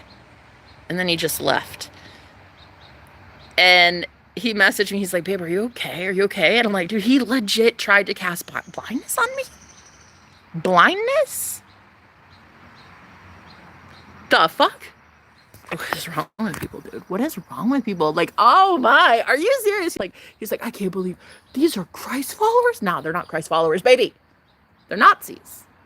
They're Nazis. They've made it to round 2, and they're doing it from a grassroots. Oh my God, my internet just keeps glitching out. Will, the guy that I was defending, the black guy that was getting called out of his name, he messaged me privately. And he's like, girl, it's like that all the time in there. He's like, you are not missing anything. You do not need to come back to this group. Trust me. You need to just like go and live your life. You should not be going back to that. And I found out that I actually got summoned back to that group after a year and a half of not being on there. And I'd actually found out that one of my friends had just prayed for me like 2 days before. I hadn't talked to him in like a year and a half, and he had just prayed for me. And when I went back in, only those couple of times, he was there and he was like, "Oh my God, I've been praying for you. I've been wanting to know how you are. How are things?" And so we connected, and I was able to like clear a lot of energy that he was holding on to. So it was very healing and a very cathartic conversation with this guy. But yeah, I just realized like, oh my God, they are using Christianity in the same way that they did back in Jesus' time. Like the Pharisees and the Sadducees, those were the religious leaders that Jesus dealt with. Jesus would be 2 feet in front of these people who are out here promoting God and then not letting Jesus heal people on the Sabbath. They'd be like, bro, you're not allowed to heal. You're not allowed to pick wheat. You're not allowed to do this, because we fucking say so. And it's like these religious leaders, that they were standing 2 feet in front of Jesus. And they could even tell unconditional love. Like staring right at them. It's just sad. Anyway, it was a hopeless cause, that group. I figured if you saw that whole thing go down and you still want to stay there, honey, you have at it, but I am fucking done. And I am not about to get the curses of that group. I'm not energetically holding on to any of that shit. I did so much cord cutting between me and the people in that group. I was just like, bye, bye, bye, bye. I don't want what you, bye, bye, bye. Mm-mm. Especially the woman that wasn't sorry at all, that she literally binded me. She used the Bible to bind me. And I'm like, dude, it's giving witchcraft. And she admitted, she's like, I formerly was a witch, a practicing witch, and now I'm a Christian. And I was like, dude, you can't take the fucking witch out of the woman. Don't act like you don't know your shit. You're just using a different book, Boo Bear. Now you're using a Bible and cursing and hexing a girl because why? Because you're jealous that I'm getting attention in here? Because I fucking know what I'm talking about? Because people actually listen to me? Yeah, no, anyway, that whole group. I would just suggest to anybody, like, if you have been in a group like that, please, baby, I swear to you right now, as God is my witness, bitch, you need to do cord cutting, because those people, their karma, it is so fucking severe. It is going to hurt so bad. And you should not be a part of it. You don't deserve that. You are there innocently trying your best to fucking help everybody. You do not deserve the kind of karma that is coming in for that group. I'm telling you, honey. Guys, I've been right about some shit, okay? And if I'm sitting here predicting Judgment Day on the planet, please listen to me. Okay? You did way too much to save these people, and they didn't want to be saved. You did way too much. You did. You loved them. You healed. You did what you could. You did what you could. And I know how sad it is. I know, because I loved so many people in that group, and that killed me. This is the hardest thing for me, is walking away from that group when you know there are innocent people in there. You know. They might be innocent, but they're associating themselves with very guilty people. You kind of have to get to this point where you ask yourself, how innocent are they really? Right? How innocent are they really? Because they're out here acting like everyone else in this group, in this clique, in this coven, in this cult. Like, they act like everybody else. Like, the Holy Spirit can only save the innocent. And not enough of these people are raising their hand as the innocent. And they look mighty guilty. And you're not going to be able to save them. And they're going to have to go to God the same way that you did, because there's nothing else they can do. So I'm having that moment of clarity in my life where I'm leaving behind an old coven that I used to be part of. And I used to do so much protecting of that group. But they don't deserve it. They don't deserve the protection that I have. And they don't deserve my husband, who is the ultimate protector, the spiritual freaking high priest that he is. They don't deserve him. It was evident. We were there for 5 minutes, and it was such a freaking World War III that, honestly, you guys, you go enjoy life yourself. Like, you go do you, boo. it's going to be very bad because these people are not, they haven't removed themselves energetically. And so the karma that's coming in, and this is one message I've been getting too, is like, you're not supposed to save these people from their karma. And so good luck to you all. Good luck to all of us as we have people coming back from the past wanting their karma to be erased and eased, and you don't get to get away with it. You don't get away with it anymore. Being someone's karmic clearance, being someone's debt forgiveness. You can't, that's not how it works anymore. And I just want to talk about this part of my life because this is where, you get that like, I don't want to move forward because I know I can save them. You can't though. You could. It's not like it's not possible. Like you are a healer. You are a protector. You could do it, but only if they want it. And so many of those people don't want it, and they would rather stay in a cult like that, where at least they have friends, I guess. I don't think they're friends, but at least they have camaraderie and fellowship, and it's normal, and it's what they're used to. But the problem is they have no idea what kind of karma is coming in for them. So God's going to be doing a new work in you. I'm hearing a very new work in you, collective, because you have been that guidance system for so many people when it's a thankless job, and you weren't thanked for any of it. And girl, you didn't receive any provisions. You didn't receive, you deserved so much, and you didn't receive that. Instead you would face witchcraft. Instead you would literally have women like that cast a spell on you just for being in their group. Girl, that's what you did. That's what you did. That's what you experienced as a high priestess on this planet? Baby, tell me you don't deserve a better life than this. Please, let me be the first to tell you that as a high priestess, it is not your job to go save these people. No. It's your job now to save you. And to save the worthy ones. The ones that know they're worthy, and they want to be saved, and they want to be protected, and they want to get out of shit like that. Like, so in that whole group, there was only one person who even prayed for me. The only reason I even went back into that group after a year and a half was because of that man, one man who was praying for me. When he heard my voice, he was like, Jenna, what the fuck? He's like, I literally just prayed for you 2 days ago. What are you doing here? I was like, I don't know, probably rescuing your salty ass. Why are you still in this group, huh? He's like, oh, yeah, it's pretty bad here, huh? It's pretty bad here. Yeah, the fuck it is. Yeah, the fuck it is, dude. What are you doing, huh? You hate yourself that much that you have to be a martyr for these people? God, no. Go be a high priest, yeah? Anyway, so he and I would talk, and I was learning that he's just taking on all these spells from these people in this group. And I'm like, bro, that shit is real. That woman, she cursed me too. Like, she legit took 10 people and did a spell on me, like, in live time.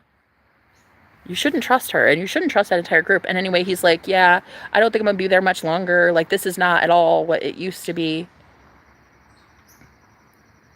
And I was like, dude, they make fun of people for their nationality. They make fun of people for their freaking skin color, dude. That's not Christ-like at all. It's a lie of the devil to have people congregate in the group Christ followers in the name of Christ, in the name of Jesus. It's a ploy. It's a tactic to bring all the innocent, lovely ones. Oh, come on in, little bunnies. Come on in. All the gentle hearts, all the beautiful, gorgeous people, the innocent ones. And then lead people right to their demise. It was like literally the group of 8 moderators, the king of it all, and the 8 moderators are all Christian, but they're not really. There's actually a couple that are Jews, which I found very interesting. I loved hearing their opinion. I didn't know much about Judaism. I one time when I was in high school, my neighbor was a Jew, and she was amazing. She was so fucking cool. She took me to the Holocaust Museum. I got to learn about Judaism as much as I could. I got to learn like how you're not allowed to eat certain foods with certain food groups and stuff. It was very cool. So I'm interested in learning about other cultures and other religions and other beliefs and shit. But these people were heinous, though. Heinous. And I called him a Nazi right to his fucking face. He was so mean. He was so cruel to anybody who looked different than him or had a differing of belief. And so anyway, I ripped into this guy, this high priest who had called me in. I said, dude, what are you doing? He's like, oh my God, I haven't talked to you in a year and a half. And I pray for you and boom, you show up. What is that? I'm like, yes. Because we are all one consciousness, bro. I can feel when you're in trouble and you can feel when I'm in trouble. But like, pull your head out of your ass. I'm so sick and tired of having to rescue your ass. So he's basically like, yeah, I really do need to get it right. Like, that group isn't for me. And I need to be better than this. And yeah, you do. Fucking come on, grow up, dude. You're supposed to be out here leading people. Come on. Be about it. So anyway, yeah, I had to put him in his place. But see, God uses all things for good. Because like, I thought I was there to teach the pastor. I thought I was there to instruct the pastor who used to be my former friend. I thought that I was going to just course correct him as a high priestess and tell him to get his shit right. Nah. Fuck that. That guy deserves every ounce of karma he's about to get for hiring freaking Nazis on his channel and leading God's people astray. That man is about, and I will never talk to him again. That man will never be in my life ever again. And I'd known him for so long. He's the longest running friend I've ever had since being spiritual. Since my out-of-body experience, my Kundalini awakening 14 years ago, he was the friend that had like the longest time with me. And here I was having to tell him, you're about to get every ounce of karma you deserve. And I don't get to save you from it. And no woman is going to save you from it. It's your time. This is your time. And you know how it feels to see a man that feels defeated? You just know he wants judgment. You ever see a man so broken that he's like begging that you're the omen? You know what I mean? X awakening to who you were to them. I just got a notification that said he's awakening to who I was to him. Do you ever see a man so devastated at what has been happening to his flock as a shepherd, as a high priest that should be helping God's people? You ever see a man so broken that he begs you, pushes you away on purpose, begs you never to talk to him again? Because he wants the karma that he knows is about to happen for losing you? You ever meet a man so fucking down on his luck and about to get blasted by karma? Blasted, bae. You ever see a man so down on his luck that there's nothing left but him literally pushing you away to save you from the damage? Like, he wants God to correct that ass. He wants God to breathe some holy fire down on him. Yeah, that is the kind of guy that this is and is about to be. And he is a high priest, and that man is going to know. He's going to know that he has been hurting some people, leading people astray, letting all of his disgusting moderators come in and pretend that they're God. Dude, you don't need 8 to 10 male moderators getting that much permission and that much like I was his best friend and I would get booted all the time by these Nazis, and I called him out too. I'm not even fucking afraid of it. I'm still not. So yeah, I would get either told like I'm a bitch or something. It was just heinous. Like, to see men treat a woman like that at all. But then to go to my best friend, the owner of this group, a man that I loved and who loved me, and to know that he just feels so inadequate as a man, like so defeated, so spineless, so just melted into a puddle of nothing, like to know that he feels so incapable of being the protector that you need, it is so devastating. And then to know that when you leave, his karma is really truly about to come in and there is no stopping it. And it's going to be bad. Like bad. Like so bad that it would get anybody to God. It's going to be so bad. The pain on planet Earth, so bad. Okay? That it will get people to go to God. That is the whole point. That's why none of you anymore, you can't be getting in the way of these people's karma And then thinking you're going to get blessed for that. Like these people need to be sat the fuck down by the Most High God and course corrected, okay? I don't care if they think they're Christ followers. Christ had been following that ass a little bit too long and recognizing that y'all are acting like fools. So I'm telling you right now, the way that God is about to issue karma on these high priests,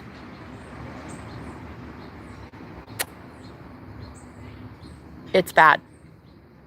And you do not get to get away from it. And you do not get, well, pretty soon you'll learn that you're God. And guess what? Gods don't die. So while a lot of you are going to be in so much pain and you're going to be wishing and writhing and like wishing you could die, you can't. You can't. It's ego death.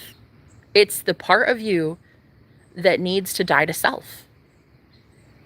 You need to have your ego completely integrate into your frame, into who you are. You need to see what the ego is and how it's completely irrelevant and how it's been running your life. And the only way for you to know that is to get God on that ass so bad that it puts you on your knees. That's it. And I don't get to help any of these men anymore. And I think that's what makes me so sad. And that's what has me cutting cords faster and faster, because I don't want to be around for what comes next. I want to go to heaven. I want to be in a higher timeline. I want to be with my man. I want to be happy. I want to have babies. I want to have a house. I want to get my life back. I want all that back. I cannot be around the grieving anymore. There are so many people on planet Earth that are about to get karma. And it is going to hurt so bad. It will hurt your soul to know that it's happening. I highly, highly, highly suggest you all learn how to do cord cutting for yourself and cut these attachments between people, because please, for the love of everything holy, escape. Escape. These people do not deserve your compassion. They don't deserve your empathy. They do not deserve your spiritual protection. They don't deserve your inheritance. They don't deserve your gift of instant manifestation. A lot of them cannot even handle magic. A lot of them cannot even, you know, I was dating my ex, Mr. S on his chest, for, I don't know, since February, until I met my real twin. And this man, he said, Jenna, your magic is too much. I literally can't be around you. We have to break up. Like this man actually said that my magic is too much.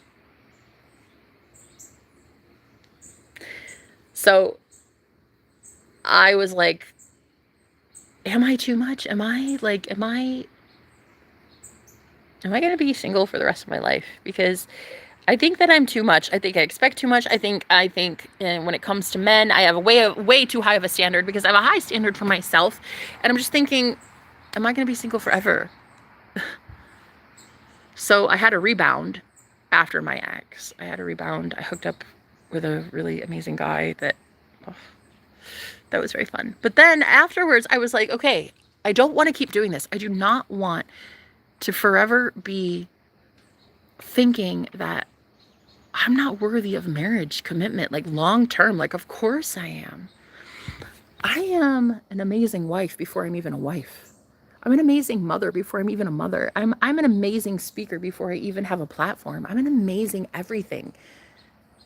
And I see now that I just did not believe that a man could actually want to commit to me when I require so much of them. Like, I personally will make fucking sure that your ass gets it right with the Most High God, period. I will make sure your soul gets it right with God, and I will even break up with your ass if you do not. That is how much I really, really hold these high priests accountable.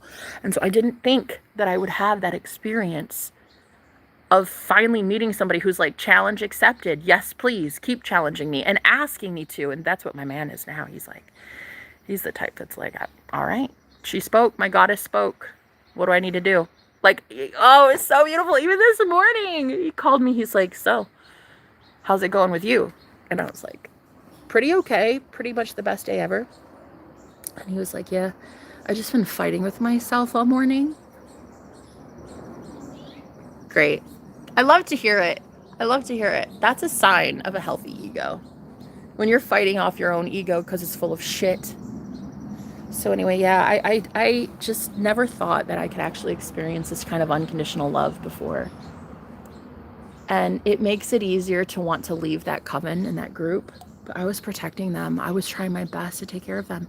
And now all of a sudden I have to give all of that to one man and babies and viewers and clients and pets. And I was so used to doing it with a group of people that didn't even want my spiritual protection. They didn't even want my advice. They didn't even want my guidance. They didn't care that I knew how to instantly manifest. They didn't fucking want blessings, those people. They were okay with lingering around every single day, spending hours a day around douchebags. And I didn't know.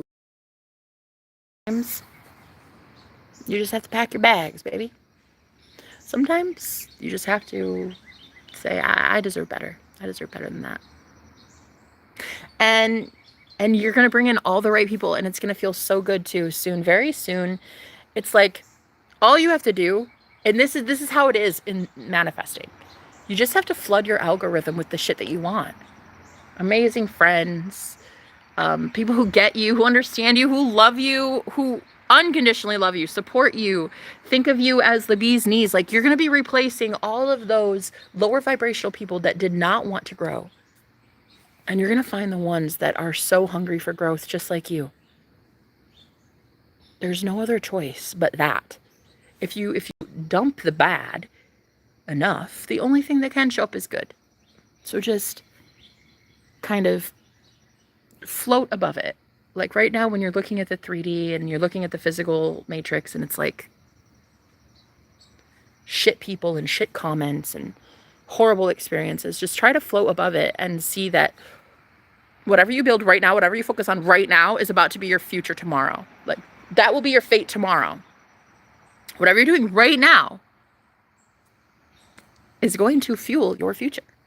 And so don't focus so much on the loss of the old. The loss of the old was only because, well, you thought you had a responsibility to those people. You don't. You had a responsibility to yourself. And a lot of high priestesses like me, you were watchers on the wall. You were the prophets. You were the prophetess. And you went into these groups and you told these people, listen, please get it right with God, because this shit ain't good. Listen, your life is going to look horrible soon. And you'll know them by their fruits. You would tell these people consistently, dude, fix your fucking life. This is stupid. And so many of these high priests, these hierophants that I would meet. Oh, Cardinal, beautiful. So many of them that I would meet, I would just have so much empathy for them, because I'd be like, wow, you don't understand. Like, you don't understand witchcraft. You don't understand that people are legit cursing your platform, your home, your family, your car, your group, your money, your everything. Like, you don't see it. And I do. So I would be like, listen, okay, so that person said this. Did you hear that? And you can avoid this like this, and you can manifest this. And I would be out here helping these high priests avoid karma. Bro, do you need karma or what? Like, I'm going to pull myself off the menu, thank you, because y'all need to get your fucking ass handed to you, all right? You need to sit them down and get it right with the Most High God, okay? And that is what I wasn't willing to do. I wasn't willing to walk away and let the karma just implode. I just wouldn't do that. I was like, but I care about them so much, and I don't want them hurt, and I don't want karma for them yet, God. Not yet, not yet. Let me breathe some life into them. Let me change their mind. Let me change their mind. And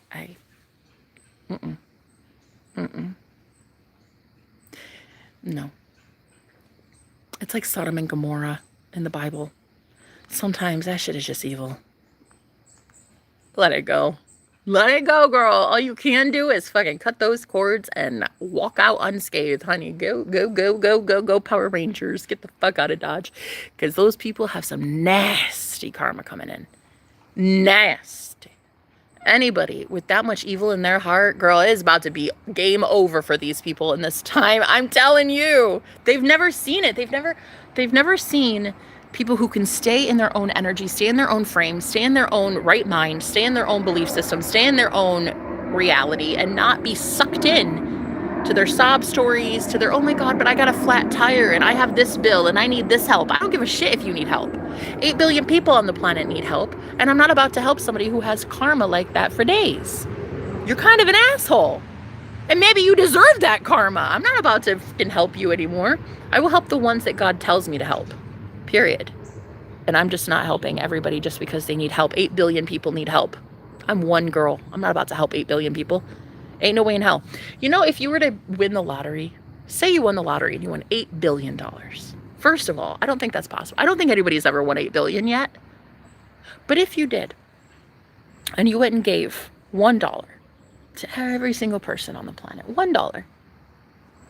Well, one, you're left with zero. So congratulations, you're a fucking dumbass. Second of all, congratulations, everybody has $1. What the hell are they going to do with $1? Congrats, aren't you the savior of the world? All the while you look like a tool bag. So yeah, all the while, people are out here needing help, and you had $1 to give them. Congratulations, you won the biggest jackpot ever and have nothing to show for it. Why? Because you have zero boundaries. And this is why people that win the lottery lose that shit in 6 months flat. Because you will find out who your friends are and who your friends are not, my love. You will find that out. So anyone who wins the lottery knows in 6 months exactly who hates their guts. Uncle George shows up. Hi, remember me? No, I really don't. I really don't. What's your name? Are you on the list? Oh, my name's Uncle George. I changed your diaper that one time. You remember? You remember when you were like 6 months old? Yeah, no, I don't remember that. Have a good one, Uncle George. Take care. I am pretty much only caring about me, myself, and I anymore. And there is a big difference between how I used to be and how I now am. And this is what scares people a lot. This is why people come at me with pitchforks, honey. And they say shit like, she's the devil. She's the devil because she's so fucking selfish now. Because I don't help anybody that I don't want to help. Period. I don't get in the way of people's karma anymore. Just period. Just because somebody comes up to me for help does not mean that it's my responsibility to help them. Just because, even clients, even when people pay me, even when people put money in from their bank account into my bank account, I refund them. I give them money back. And I do not work with them. Because I am not here to clear everybody's karmic debt. I'm not here to help everybody. When you realize that, honey, and when you put yourself behind a paywall and you're like, honey, that's your problem. It looks like I'm going to have to give a fuck back to you. You're going to have to go give a fuck on your own. Because I'm not doing that. It's not my job. And yes, while it is the most selfish era I've ever had in my entire life, it's also the happiest era I've ever been in. And just knowing that you're allowed to be this delusional and this in your own energy and this in your own bubble of, yeah, maybe I don't care about your problems anymore. Maybe I don't. I don't think that makes me a horrible person. I think that means I'm paying attention. There are some people that are just unexpecting karma on this planet because so many people, empaths like me, we will pay somebody's karmic debt over and over and over and over and let them get away with murder, girl. We will let them get away with practically fucking anything. And the second we take our power back and the second we say, nah, fuck you, and the horse you didn't ride in on, all of a sudden, we're the devil incarnate. Girl, I love it. You know I love it. If you're getting called heinous names by a narcissist on your way out, you did it right. You're doing life right, girl. That's the same way I feel about like being called a Satanist or like Luciferian or whatever. I'm like, dude, call me whatever you want. But like I must be doing it right, because if you're not hated for doing this work, you're not doing it right. Jesus got hated too, so I'm in good company. You know, I really want to be like that guy. He was pretty awesome. And he got hated all the time. So, I mean, I'm in great company. But yeah, I only want to help those that want the healing now. And I only want to guide those that want the guidance. And I only want to love those that want the love and the blessings. And that's it. I'm not getting in the way of people's karma anymore. No, fuck that. Go somewhere. Go somewhere. Like a therapist's office. Because I don't give a shit. Go talk about your problems with your therapist, honey. I don't care. I'm really that selfish. It is literally that selfish of an era for myself now. I don't care. So fucking piss you off. Does it? That I pay attention to my own needs? Does it make you mad? You should get mad and you should stay upset. It looks lovely on you. You look pissed off all the time, Karen. Stay pissed. I'm a high priestess that does not lower herself anymore to just help everybody out of some nasty ass karmic shit that they have found themselves in. And it's the first time in my life that I've ever felt this strongly about, like, I don't give a fuck. I don't care. I don't care. You have karma because you're an asshole. You ever think about that? No, I'm serious. You ever think about it? Does anybody ever think about the fact that perhaps the reason your life looks like shit is because the universe is trying to course correct you because you're actually a tool bag? Have you ever thought of it? Perhaps you're actually suffering because you're like literally an asshole. Yeah, nobody's ever thought of that. But you know, then you got the other group that actually is being targeted and they actually do have black magic on them and you can fucking see it from a mile away, and I'd rather help those people. I want to help those ones instead because those ones give a fuck. They're actually innocent and you know they're being targeted. Of course they are, because they're fucking amazing. They're so authentic and so fun, and they get blasted every day just for being themselves. Those are the ones you actually want to help. Those are the ones you want to teach and love and hug and cuddle and tell, oh my God, you're so beautiful. Let's get you your instant manifestation, bitch. Let's do it. Those ones are the ones I want to help. I don't give a fuck about the rest of you. I fucking don't.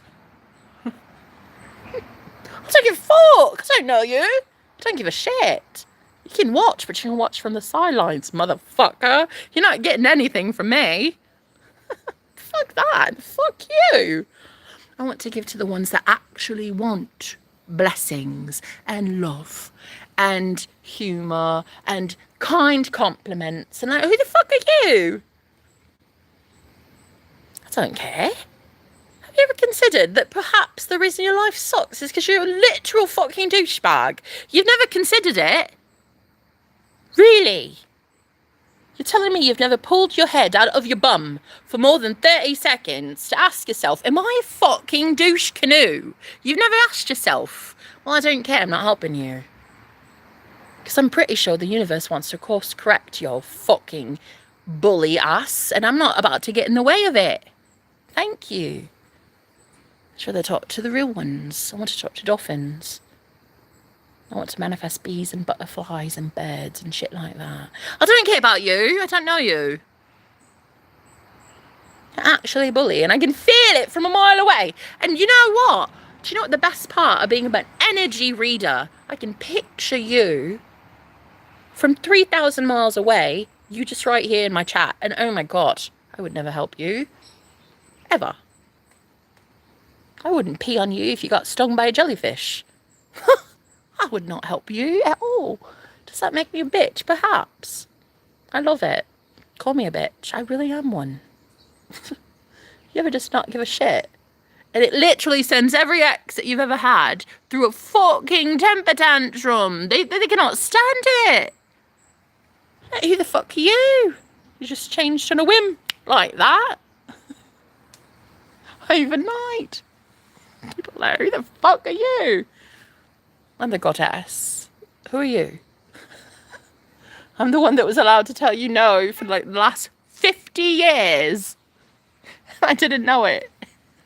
I was allowed to tell you fuck right off. I was allowed to say it. Is that right? Yeah. I just summoned a whole bunch of birds over here.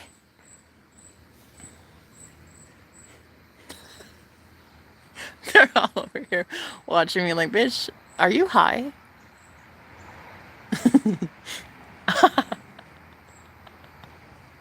I'm not getting in the way of anybody's karma anymore. Girl, go somewhere with your karma. I don't care. Go to a therapist's office or something. Go get therapy. That's lovely. I love therapy. I really do. I really do. You know, my loud mouth. Last therapy session I ever had, I graduated from therapy. God is my witness. I'm telling you right now. The lady was like, I could really use this hour session every day to help someone that really needs help. I think you just need to be listened to. I think you just need to hear yourself talk. That's it. I think you're actually okay. And I don't think I need to have you anymore. I think you've graduated this therapy session. And I'm like, oh my God, really? But I need you though. But I need this. And she's like, I legit can't ethically have you in my chair anymore because you're not actually deranged, my love. And I'm like, well, sometimes. Admit it. When I eat some edibles, you know I'm cuckoo for Cocoa Puffs. Admit it. She's like, well, I can't have you in my office anymore, so this is our last session. And I was like, oh God, I was so devastated. Getting literally graduated out of therapy.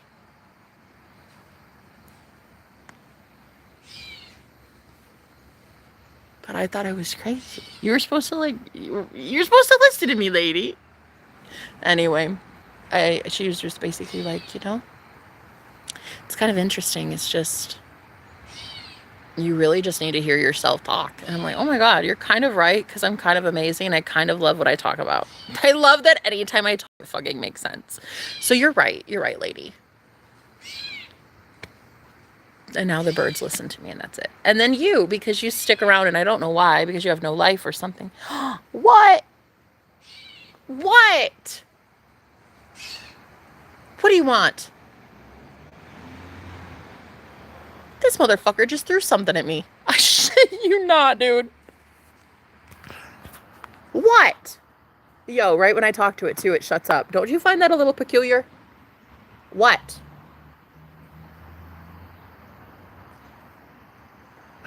God, even the birds want my attention, and I'm like, dude, I'm busy. Look at it, threw something. What did it throw at me? Oh my, it's a little feather. Oh my gosh. Look, guys. Stop. Thank you. Oh, you see it, baby. Thank you. Look. It's like, put it right there, Jenna, with the rest of the eyebrows that you never pluck anymore, because it's just, who would do that, right?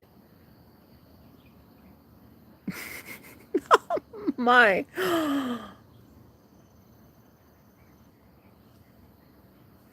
You gotta love it. Yeah, so one thing I've been noticing in my life is like,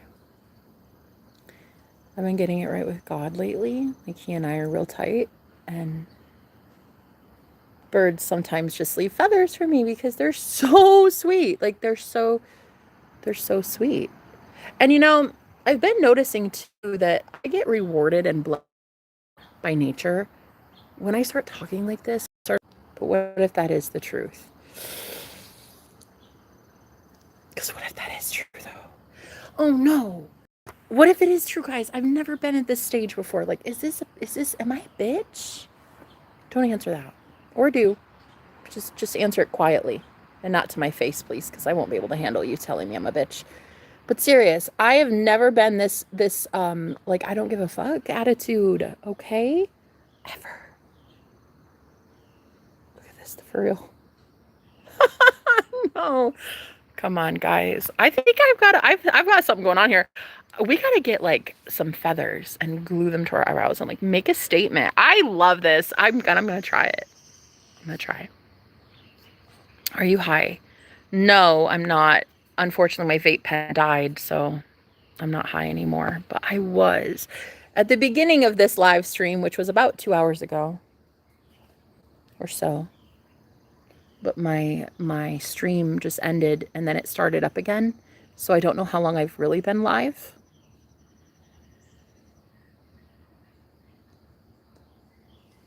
Hello. So what we're talking about today are witches. Women that use the Bible as spell books. They are very religiously inclined, very religious, these women. And they use a lot of the Bible literally. And this is where I've been having that issue lately, is I'm like, okay, great. Like, but if you say that I'm going to hell, because I don't buy into what your God, Yahweh, says.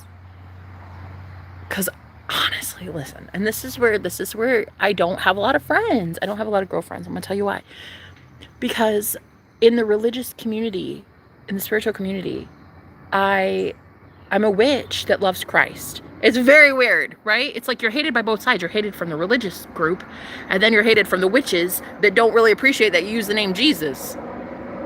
You can't win for losing. Anyway, so I'm very much in the middle, and I'm very much like, I don't really need to believe the Bible is literal in order to get saved. In fact, if I were to assume that the Bible is literal, then your God, Yahweh, I call him No Way, is the literal devil. Right. No, like for real. Put that in your book and read it. Oh, wait. Do you know how many women get so upset with me? That they are like, bitch.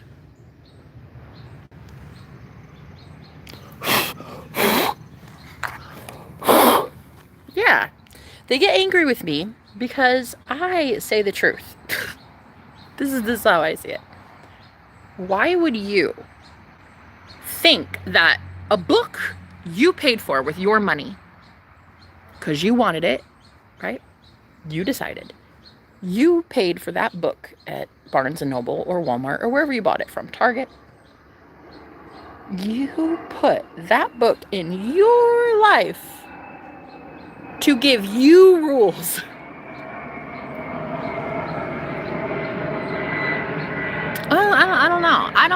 I don't know. It's stupid to me, buying a book and then devoting yourself to it and then saying that that is the word of God, that that is the only word that the true God would have given to us. And not only that, but that if you meet somebody who doesn't have that same book in hand, or they don't worship the book like you do, or worship the God from that book that you do, that we're going to hell.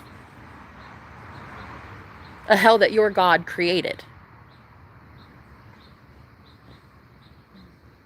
And that only can be avoided if we believe in your God sending your God.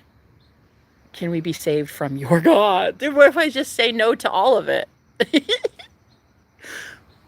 What if I just say no thank you to the entire Bible?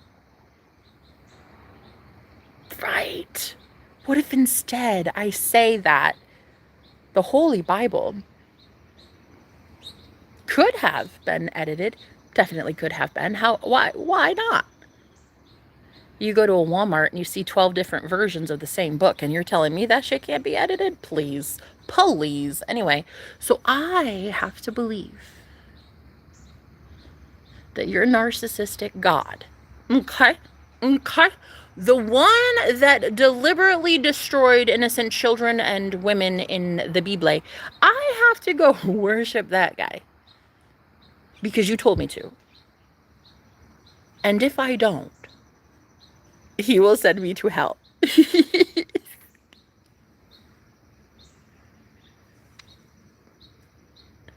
Really, though? Really? Is he really that powerful? Is he really fucking powerful? I don't think he's that powerful. I think that if he were that powerful, he wouldn't have those ego trips where he needs to like destroy entire civilizations with water and shit. I don't know. There's something about it. Something about it seems off. And so because I don't like your God of the Old Testament, and I actually would very vocally and loudly say that that God is somehow the anti-God of the other God in the New Testament. People say that Jesus and his Father his father is the same as the God in the Old Testament. I'm like, no, I don't think so. I don't think so. In fact, the God of the Old Testament, he wrote rules, right? And there was one that was like an eye for an eye and a tooth for a tooth, right? That's Yahweh. But Jesus in the New Testament, he says, you've heard it said, an eye for an eye and a tooth for a tooth, but I say, turn the other cheek. And so then it really would make you, it should make you question, why was Jesus opposing the God of the Old Testament? Is it possible? Is it possible the God of the Old Testament is the devil? And if you can instantly tell me, no, that's not true, Jenna, that is God, then why do you make me and a lot of people like me, why do you force us to believe in that God if we think that that God is actually kind of mean and cruel? And why would you force it on us? Because you're trying to save our soul.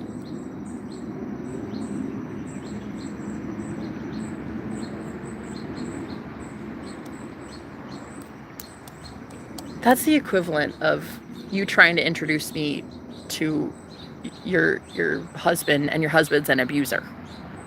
It's like, you may think he's good, you may think that this is the right way, but when I get around your husband and I think he's a douchebag, I'm gonna tell you, I gotta go. I don't like this dude. I don't like Yahweh very much.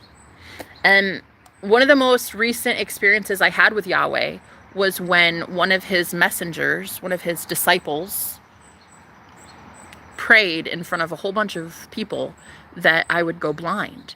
He said, in the name of Yahweh, I cast blindness on this woman. And that's when I was like, wait a minute, what do you mean, blindness? And then he's like, yeah, any gift of sight that you have, any visions, I remove them, I rebuke them right now in the name of Yahweh. And I was like laughing. I was like, but Yahweh didn't give me those gifts though. Who is Yahweh to take away my psychic abilities? Yahweh didn't do shit. And so anyway, when he cursed me like that, I was like, dude, is this what it is? I have to be a big fan of Yahweh or what? It's Yahweh or the highway. And yeah, I'm like, no way to Yahweh. Nope. No way to Yahweh. I'd rather be alone and single and literally out of a Bible. Because I think the Bible's actually probably cursed by this point. I think that just because there's a name holy on it doesn't necessarily mean that the Bible itself is like a blessed object. I actually really think that some people have sent so much darkness to that book that it is now a spell book. And I think that Christians use that book to hurt people. Yeah, I'm not a big fan. I don't own a Bible anymore. I was raised religious. I was raised Pentecostal. Like, my grandparents are pastors. So I was raised in the church. Very much. My entire childhood, I was raised in the church. So, look, I've been there. But I just think about how Christians are just so fucking quick to use a holy book in an unholy way. And I'm just like, dude, I'd rather be over here chilling with me and my tarot cards. Thank you. And summoning birds. You see those beautiful babies? Oh, he's so beautiful. 3 cardinals. Is that one a cardinal? I think 2.5 cardinals. I don't want to anymore be around, I'm sorry, but like judgmental Christians, okay? Like the real ones, the real Christians that like truly love Jesus, that's one thing. But like just, I don't know. There's just so many Christians who hate me anymore because I'm a witch. It's just because I will tell you like it is. Your God is honestly a ruthless motherfucker. He's kind of a brute. He's kind of a dick. He kind of is. I'm sorry. But the Bible God is just, he's just cruel, in my opinion. And I'd rather not worship a cruel God. And if that God of the Old Testament really hates my guts as much as he does, you know, it's fine. I have a lot of haters, Sonny. I'm cool with Yahweh hating my guts too, bruh. For real. He can do whatever he wants, whatever he thinks he can do. He's kind of irrelevant, but he can try to do whatever he wants to trip me up. The point is, it doesn't matter because I don't belong to Yahweh. And any God that would condemn somebody to hell, it's like,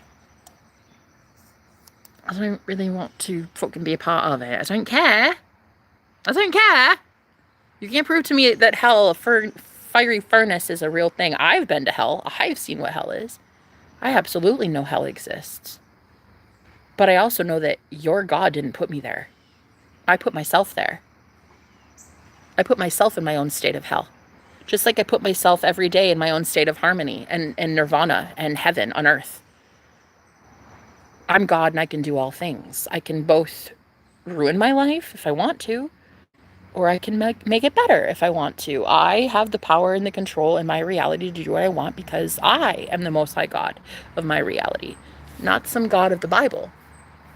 And so I've just been noticing how many groups, like actual groups of spiritually inclined people, are being misrepresented by their coven leaders and their group church leaders and all this. And I'm just like, dude, get me out. Get me out of a cult. Get me out of covens. Get me out of everything. I just want to go learn about God on my own.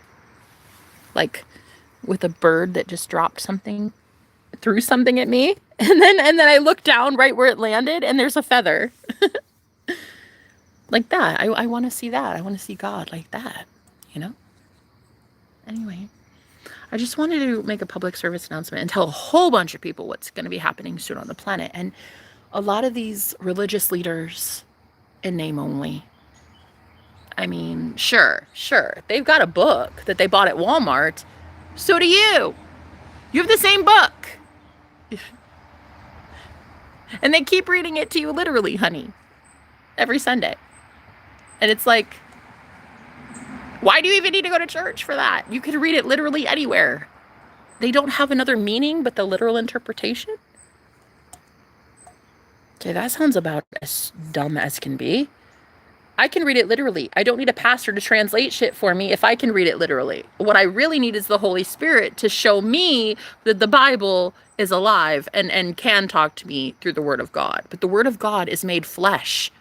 If the Word of God is made flesh, then why are we worshiping a book like it's the Word of God? Hello? Hello? Earth to Christians. Hello, hi. Welcome. Here's my question to you. Allowing a book to be the Word of God, when the Word of God should be with you 24/7 in your own head, and it has been made flesh, meaning you are now the Word of God, your Word of God on your lips, your thoughts, your speech. Why then are you giving it to a book and saying, yeah, this book is somehow my guide and path in life? You didn't write it. You don't know who wrote it. You don't know when they wrote it, if they were high or drunk or anything. You don't know anything about this book except for you bought it for $30 at Walmart, and you're telling me that if I don't abide by the rules in it, I'm going to a hell that is created because of it. No, honey, you're going to have to go somewhere with that one. It's not going to be here. It's not going to be on this channel. So I don't do the Holy Bible, or the Bible, as I like to call it, because I don't think it's holy. I think it's very much a spell book, and I very much think that people use it as a weapon, and I think that if you use something as a weapon enough times, that becomes an actual unholy object. I personally have this very controversial thought, and that Bibles might actually be cursed, not holy. Just because you slap the word holy on something doesn't necessarily mean it's holy. You see what I mean? But yeah, anyway, so I don't have a Bible. I don't own one. I don't go to church. But I do know God, and best news of all, God knows me. So I've just been noticing that the karma that's coming in is because a lot of these religious leaders are being called out for their bullshit. Like, do you really know God though, bro? Do you really know God? Do you really know the real one? Right?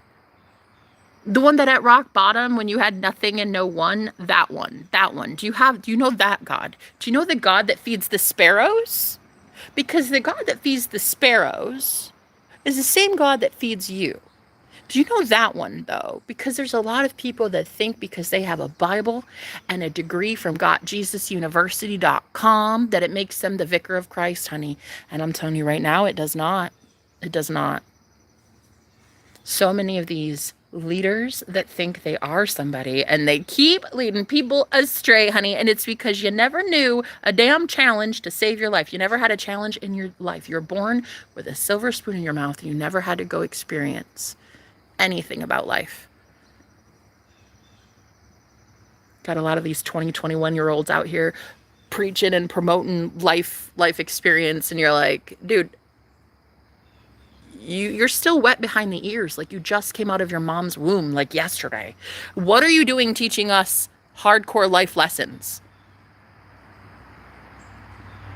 So a lot of these people are going to be just looked at through a fine-tooth comb. And I'm so glad that the whole world is about to go through this intense judgment day of these people that, like, why are you giving us advice anyway? Where did you learn about God? How did you see God? How do you know you're God? How can you teach us that we're God? God, these people are not spiritually fed at all. Your congregations are dying. They don't have energy. They don't know how to manifest. They don't know how to protect themselves and heal themselves and get a new job. And like, they're so ready. A lot of these congregations, people are waking up in them and they're like, I am not being spiritually fed here. Like, this is not what I thought it was. I thought it would be different, and I'm more advanced than the dude at the pulpit, right? And you can hear the sirens in the background. This is when all that shit gets stirred up. This is when all the trouble happens, because all of a sudden you've got these people that are waking up to the fact that they're being lied to by religious leaders, and they're using a book, pieces of paper, to fucking scare you into submission or some shit. Make it make sense. Make it make sense. They're literal pieces of paper. Any more than my tarot cards are literal card stock. That's it. The message comes from within. The message comes from the word of God within us. Not a piece of paper, dude. So yeah, a lot of these men and women that are waking up in churches right now and they're like, why am I following this dude? Like, why do we come here? They're looking at their life and their wife like, what the fuck? What are we doing here, dude? Why do we show up every Sunday? You know we pay this dude's bills, right? As he's talking to his wife, and his wife is just like, shut up. Shh. Shh. You're embarrassing me. I can't help it that your man has common sense, girl. I can't help it that your man wants to be out of that pew and at home sipping a brewski in the pool. Honey, his life is spent better elsewhere. And I can't help it that I would be the first to encourage your man to leave that church. Facts. That's exactly why I'm not invited anywhere. One time I had this guy I was dating. He was like, so I'm going to go to church this Sunday. And he's Mormon. And I was like, okay, cool, fun. I had just discovered that he's Mormon. How did I discover that my boyfriend's Mormon? Oh, I'll tell you. Not because I asked, or not because he willingly gave that information. No, because I was smoking a joint outside on the lawn at our house. And two, what are they? Mormons, yeah. Mormon guys showed up. They were like 20, 23, somewhere in there, like 20 to 23 years oldish. And I was just smoking a joint. And I'm like, hey, what do you want? And they're like, hi, can we teach you about Jesus? And I'm like, only if I could teach you about mine. Have a seat. And then they were like, okay, well, we're just wondering if the homeowner is here. And I'm like, oh. And then they told me his name, and I was like, oh shit, you do know him? For real? And I had just moved in, so I didn't really know much about the neighborhood. I didn't know much about anything. And I was like, wait. So you do know him? So he's Mormon? For real? He's fucking Mormon? And they looked at me, and then they looked at each other, and they're like, should we tell this girl anymore? Because are we going to be in trouble? So I was like, no, he's not home, but you can come home later, I guess, and try it again. Come over later, I guess. And they were just like, okay, because I didn't really care about the info. I was like, I don't really care. I didn't even know he was Mormon until right now, and it makes sense. But anyway, so then they were like, would you like us to have our sisters come and preach to you or minister to you? And I was like, I took another hit. I was like, if you'd like your sisters to come meet me, send them my way.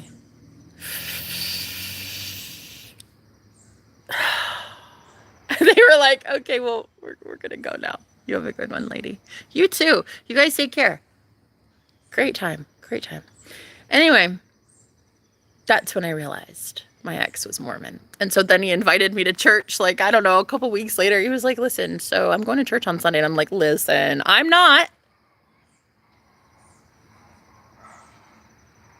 Tell me your new girlfriend would not get kicked out of that church in 2.2 seconds flat. Tell me. Huh? Huh? Tell me that the whole church wouldn't call me a Jezebel spirit within the first 30 seconds of getting there, honey. Honey, you know. You know those men have already talked about that address and the girl that was smoking a J with Jesus. You know they've already been talking about me. And their sisters already know about it too. If I were to go to that church, you just know. I would have got kicked out in 30 seconds. So anyway, I remember this was a big problem in our relationship, was that I am not a Mormon and he is. And I'm like, okay, there won't be multiple wives in this. The only multiple wife you're going to have is me with 100 personalities. And there's enough of me to go around for, what do you want, 100 wives? Sure. Any given day you wake up, new Jenna, who dis? We don't know. Nobody fucking knows. I'm more than enough woman to go around. And if you want to think about 2 or 3 other sister wives, honey, you got nothing coming. You go ahead and you get those sister wives, but you introduce them to each other and I'll just skedaddle.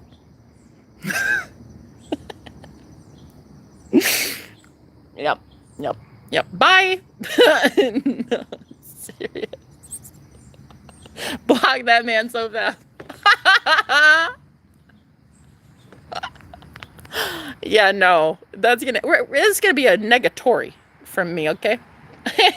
So, yeah, last time I knew, he showed up paying for my groceries one day, because when I eventually became homeless again after that, he was watching my stream and couldn't stand that I hadn't had groceries in days. And so he actually sent me some money and he's like, because you were a real one. You were a real one. Damn straight I was. Damn straight I was a real one. But yeah, anyway, that was the last interaction I ever had with that guy. Was him saying, call me. And I'm like, nah, I'm too real. Too real for that. Bye. See you never, ever again. So yeah, I have a thing with religion. It's like I hate it. I do. It's like a thing. And I personally hate religion like Jesus did. I think. I don't think he liked the rules, you know. He would be talked to right in front of spiritual leaders. They'd be like, listen, bro, you can't heal people on the Sabbath. Like, that's not allowed. And then he would pick wheat or grain or whatever. And then he would like eat with tax collectors and prostitutes and just like people that I would fuck with, you know. I would love these people. And I've already had my fair share of breaking bread with people that were absolute rejects of the system. Like, we were all rejected. This world did not like any of us. We are such fucking weirdos. Every last one of us that have ever been friends, anybody who's been friends with me has been weird. You don't get to be friends with me if you're normal. If you're a normal, please don't talk to me. Don't even look my way, okay? So yeah, I've been experiencing this like glow up spiritually, and it's because I keep calling people out on their bullshit. And God is like, yeah, I love you being this messenger, Jenna, but boy, do you need a protector nowadays, because damn, if there has not been some nasty psychic attacks on my ass. So So God sent in a protector recently, and he's so lovely. Isn't he lovely? Made from testosterone. You gotta love it. You gotta love it. 1,500 miles away, I can smell that man's testosterone from here. I fucking love it. I love it. I love it. I never had a divine masculine in my life like that. Like, what a boss daddy. This one. Woo! Honey, he does it for me. I'll wake up and he'll call me and I'll just be like, oh, this could either go really bad because he could be just so mad at me today for no reason at all. And sometimes that does happen. But then other days I'm like, oh my God, this can be the best conversation I've ever had. And so it's like, it's a 50-50. You never know. You never know when you pick up the phone with him. He's just as bipolar as I am. So I answered, I'm like, hi. And then you can tell in the first 3 seconds if it's going to be a good day or a bad day. Hey, princess. Oh, it's going to be a good day. Hallelujah, thank you, Jesus. When your man starts today, hey, princess. Oh,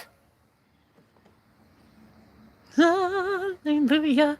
Hallelujah. Yeah, there is not one word better on the planet to be called as a woman princess. That's it. That's it. That's literally the best. That is literally the best word. Call a girl that. I promise you anything. You will be married in 6 months. I swear to you, it is foolproof. Call her princesa. Especially if you're Mexican, like he calls me princesa. And that right there does it. Girl, I just melt. He knows how to get me. Oh, he's such a charmer. Anyway, so I'm madly in love and I'm getting married soon. I'm really excited about that. But man, if I don't have to fend off some witch bitches. Okay, there are women lined up. I keep asking this dude. I'm like, okay, Mr. beating him off with a stick. I'm just like, okay, are we gonna tune that down anytime soon? Because like, stop being so attractive because it's honestly annoying. It really is. I need to convince my subconscious mind that other women think of him as a leper. I need to tell myself no women want him. He doesn't want any woman ever. They look right past him. They don't sense him. I need to do something because, girl, the competition. Shh.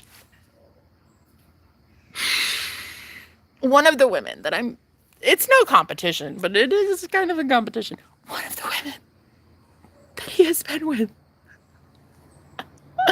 was a literal U.S. pageant winner to like literally fucking exist as a model on this planet.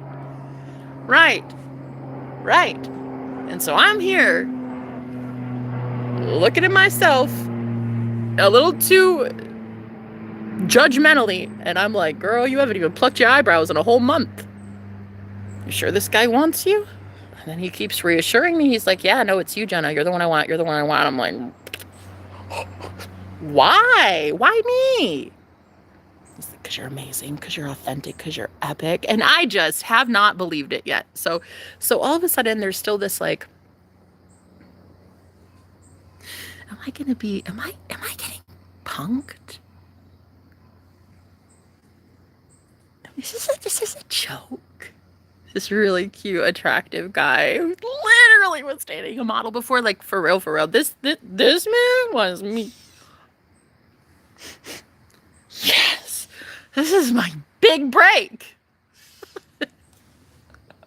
You ever have that?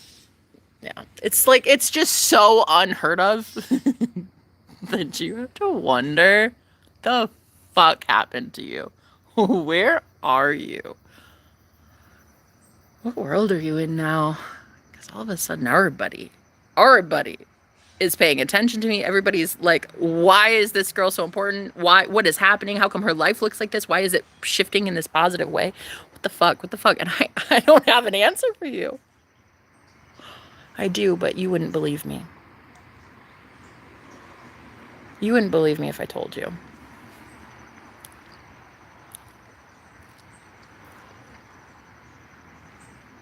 It's G-O-D. The real one.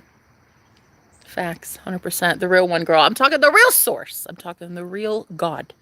The real God of everything, the Most High God, the living one, whatever you call it, the one that listens. That's my secret. That's my secret weapon. God. I like to call it the guardians of the divine. The guardians of divinity, God. That's my secret. That's my secret. Everybody loves me, including God, especially God. And that's my favorite part. So even though, yeah, there's like this really awesome guy that's in my life and he's got these pretty girls everywhere, I have to look at it like, you know what though, but are they me? No. They're not me. She's gorgeous in her own right. And just, super rich model on a business magazine cover, all that good stuff, And then there's me. I'm just a pothead who sits outside in nature and talks to birds. I literally burp on camera all the time and I fart in my sleep. I don't know. I hope he likes me. Because I'm pretty sure we're about to meet and get married. He better like me. I hope he does. Oh my God. Better yet, I hope I like me. Because nobody knows about me yet. Everybody's like, who's this chick? Why the fuck did she pop up on my lives? I have no idea. I have no idea how you found me. But the real question is, who am I? I don't know.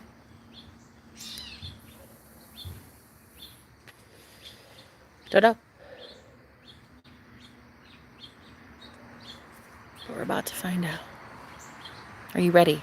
You ready to find out with me? Because I'm excited. I feel like life is about to get so fucking good. Like, so fucking good. Like, I want the world to know who I am.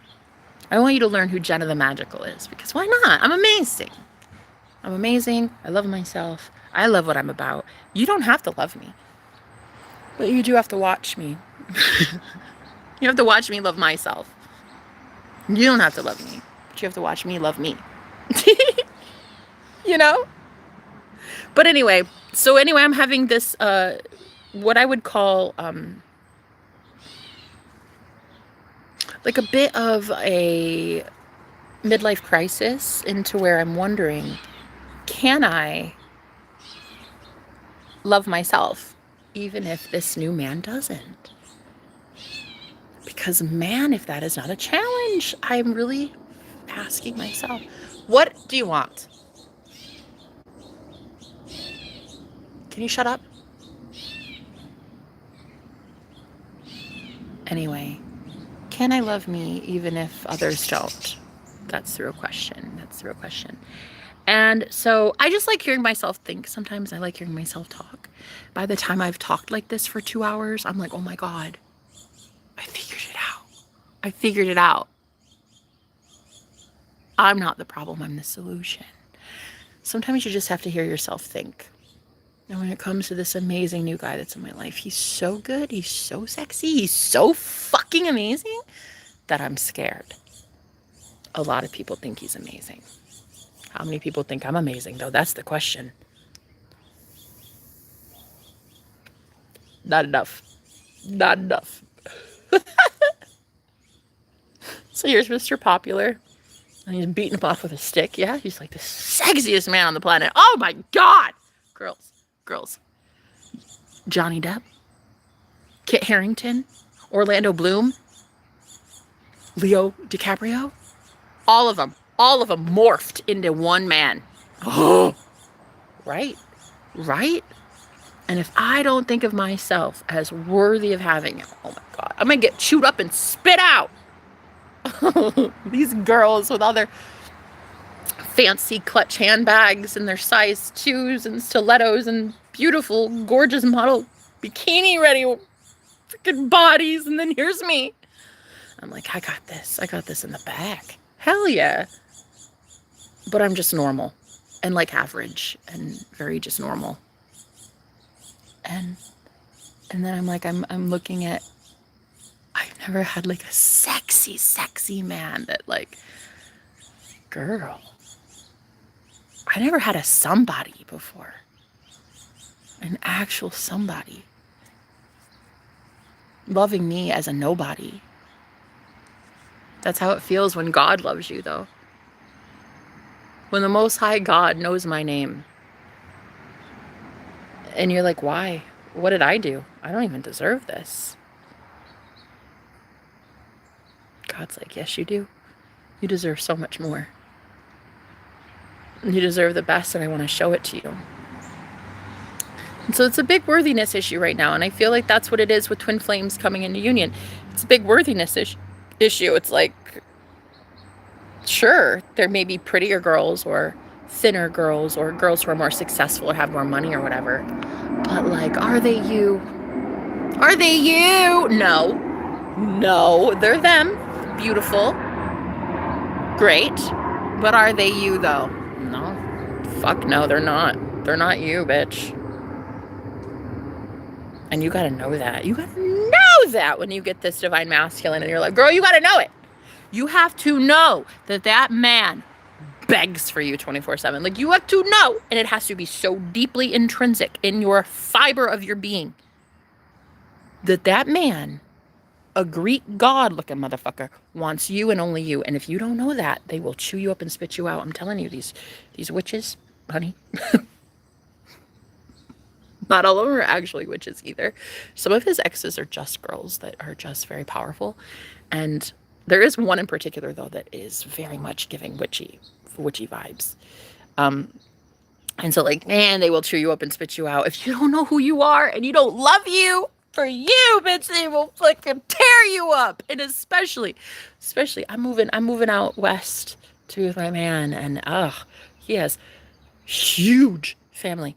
2 sides of the family are both witches and warlocks. I'm telling you right now, I sometimes wonder, am I jumping out of the frying pan and into the fire? I'm going all the way over there to the West Coast to be with this beautiful, gorgeous, divine, sexy healer of a man. I'm here for it. I'm here. I'm here to cause a shock to the system. I am.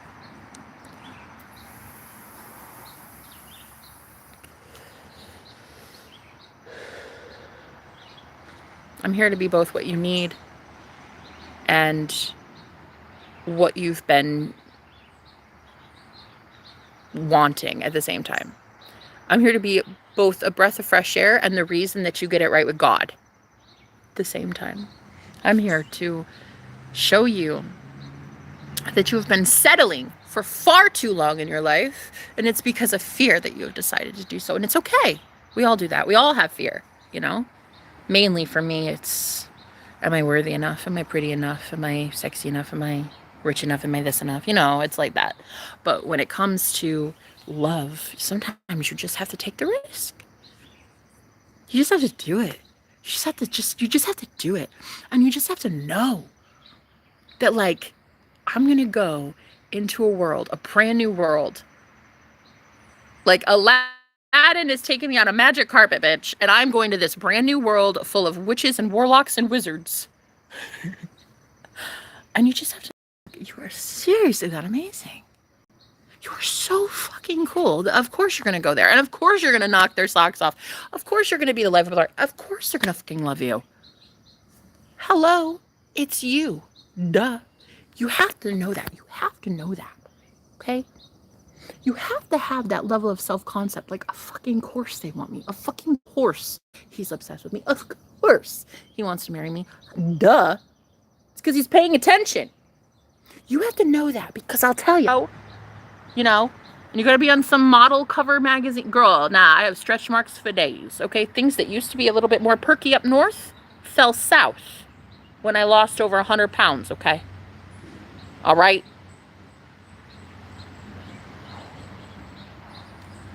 I have more hair on my legs right this second than you probably have on your beard, okay?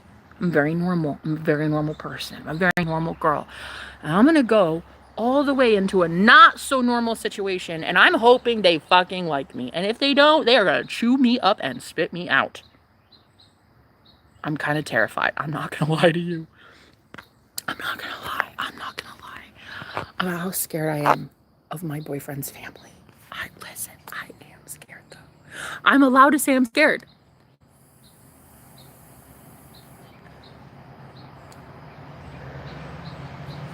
I don't think most people would admit that they're scared, but I am. But I am. There's several, like we're talking several dozen witches and warlocks.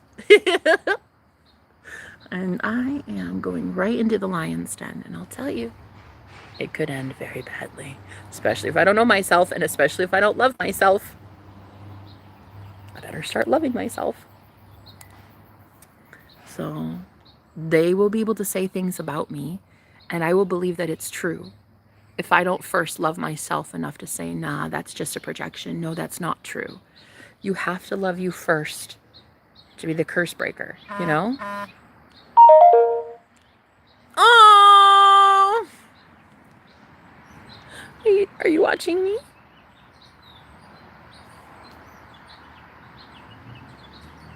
Connor, low-key, some random entitled motherfucker asked me to move my car from my driveway because he had guests coming over and wanted to play Spark. Wow, the entitlement. Yeah. Yeah, okay. I hope you put him in his place. Well, because I'm that bitch. I would. Honestly, though, maybe not. I don't know. See, I'm that type that if I'm like, I'm not using it and I don't care, and like the dude's kind of a chill guy, I'd probably just let him have. Oh, you don't own me. But yeah, I would probably. Oh, wait, Connor, you're still here? Connor, you still like me after all this? 2 hours of crazy making, and you are still here, Connor. Okay. Okay. Very nice. Thank you so much for being here. But yeah, I just wanted to tell you that I am about to make a very big move in my life. And it may mean leaving a comfortable situation that I've been in for a while. And I've actually manifested quite the perfect life here. I mean, it's comfortable. Comfortable isn't always good, but comfortable is comfortable. And then I have this beautiful, gorgeous site here. This is my heaven every day. Like, it's just such a beautiful, beautiful place. And I love it. I love it here. And now I'm being asked to leave and go do something big and very risky. Very fucking risky. And all in the name of love. Okay. Just packing up all my suitcases and just on the road again. I don't know. I'm thinking it's going to be lovely. I'm thinking the angels have me. I'm thinking that God has me. I'm thinking that nothing bad can come to me because God, though. Because God, though.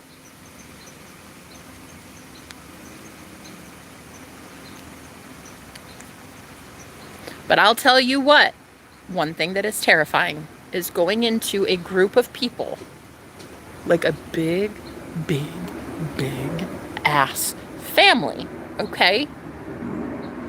And then not only is it a family, a very close, tight-knit family, it's a Mexican family. And you know they put family and loyalty above all things. And here I am, a white girl, coming into I've never been in a big family before, ever. Okay? But let alone standing out like a sore thumb as a white girl. I'm from Michigan. All I know is family has not been that important of a role for me in my life. Because I haven't talked to my family, really. I haven't seen my family since 2021. And I have no family in my life, no friends in my life. And so for me, it's the equivalent of a tiger, like a very lone wolf going into a fucking lion's den and a lion's pride. And I'm hoping that I'm hoping they like me. But even if they don't, I'm hoping I like me. I don't know. I guess we'll see. I guess we'll see soon enough if I'm likable. The birds like me. I hope my only friends are not going to be birds for the rest of my life. Yeah, that's what I hope. I hope that like I'm somehow personable and enjoyable to be around, social, fun. At least I hope I'm normal. I've had about 14 years on this spiritual journey, and I've been basically a recluse, a hermit. I don't go out much. I don't party that often. I'm very much just like me and the birds and invisible people and shit. That's it. And so I'm gonna go into a rather loud environment very soon, and I fingers crossed. I hope it works. I hope that I get everything I want, and I hope they get everything they want. I hope we can actually make this a happy thing, a happy, joyous occasion, because I want to be married. I'm in love. I am absolutely in love. I've never felt for anybody the way I feel for Marcos. Oh my God. Oh my God. It's so, like, he just,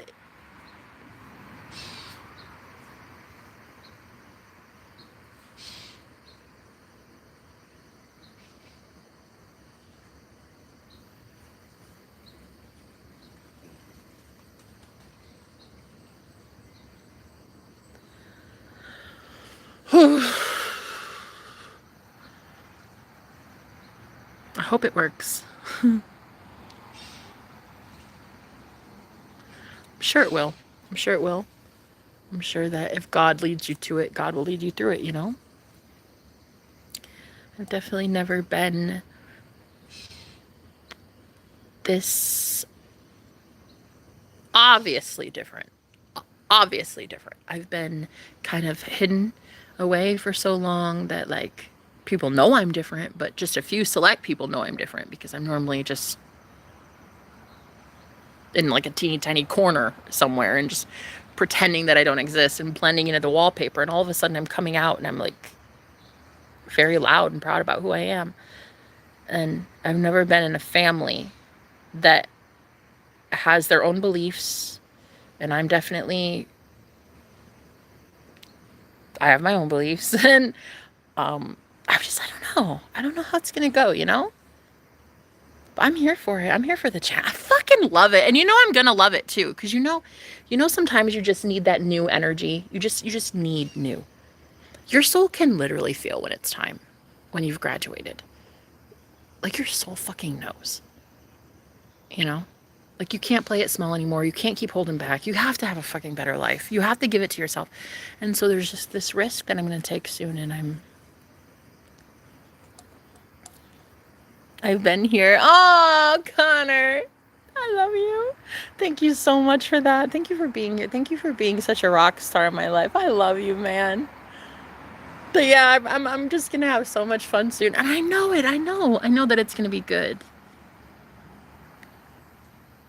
All I want to do is I just want to be me, and I want to love me even if others don't. No, really, that's the name of the game now. That's how you save yourself in the year 2025. You love you even when others do not.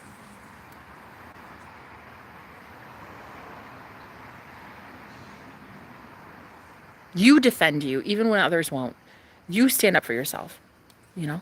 You claim your desires even when other people don't want you to have them. You fight for the connection that you want. You fight for that new job. You keep the new money. That's how you do it. That's how you do it. That's how you save yourself in the year 2025. You have to love you even when others aren't going to. They've already made up their mind they don't want to like you. Girl, they don't even like themselves. They already made it up. They already made up their mind that they hate you. They don't even know you yet. They haven't even met you yet. They have just written you off so quickly.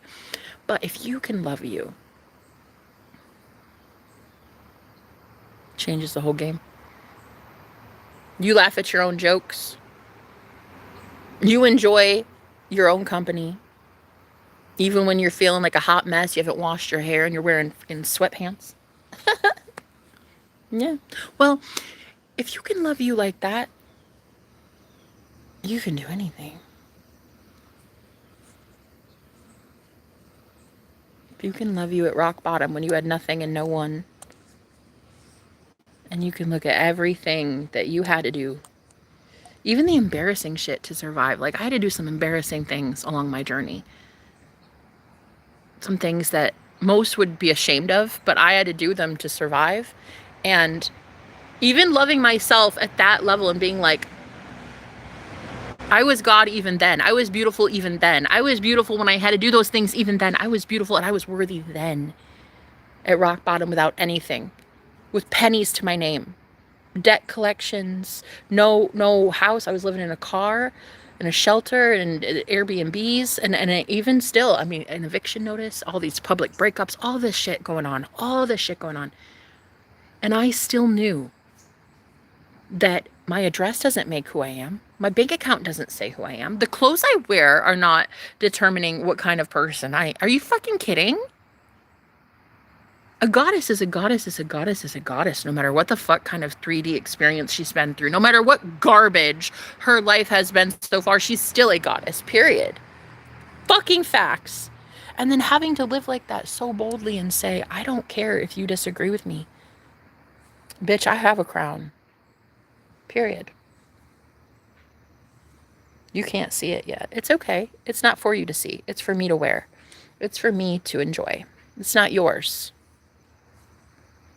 I earned this crown. I gave this shit to myself. Me, myself, and I pulled myself up out of hell repeatedly and then went back to pull other people out of it as well. Damn, the good karma I have, girl, please.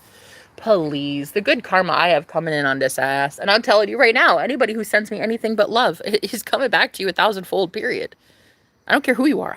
I don't give a shit if I never talk to you ever. If I sense that you've sent me something negative, I send that shit back 1,000-fold. It's not my problem anymore if people can't like me. Like, that's... Don't watch me then. It's that easy. It really is that easy. I saw God at rock bottom. Like, when I had nothing, I saw what God did. And all I want to do is I want to teach people about that good God. I want to show people that good God. And how else am I going to do that but risking everything I have for the glory of God? Risking everything. Every dollar in my bank account, risking it all for love, and doing so publicly, doing so vocally, doing so readily and willingly, and being like, okay, God, use my marriage to glorify God. Use my trip. Use everything. Use my mind, body, soul, spirit. Use my residence. Use my money. Use my everything for the glory of God. Like, just give everything you've got over to the Most High and being like, God, just do it. Just do something amazing. Work great works in me today. Let me be the reason somebody today believes in love. Let me be somebody's literal reason for wanting to keep going in this world. Let today, just even for 5 seconds, let my voice be something that person needs more than anything.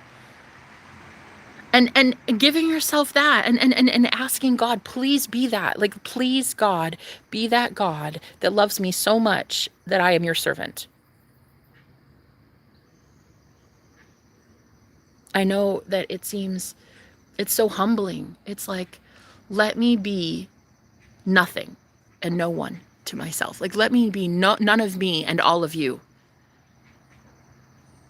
Wow. And I just really want it so desperately and so badly that the universe knows you ain't playing games. It knows you're serious, and it's like, okay, bet. If you keep offering yourself up to God to be a sacrifice for God to use, bet. Shit's gonna get really good. And there may be a lot of people that don't like me, they don't fuck with me, they don't like my story, they don't like my testimony, they don't like yours, they don't like how far you've come, they don't like where you've been, they don't like that you're a trendsetter, they don't like that you're the leader that this world has needed and they didn't know they needed it. And yeah, a lot of people may not like you. And so what? A lot of people didn't like Jesus too. Yes, I'm comparing you to Jesus. Yes, I'm calling you Jesus. You are literally it. You are the Christ. You are El Cristo.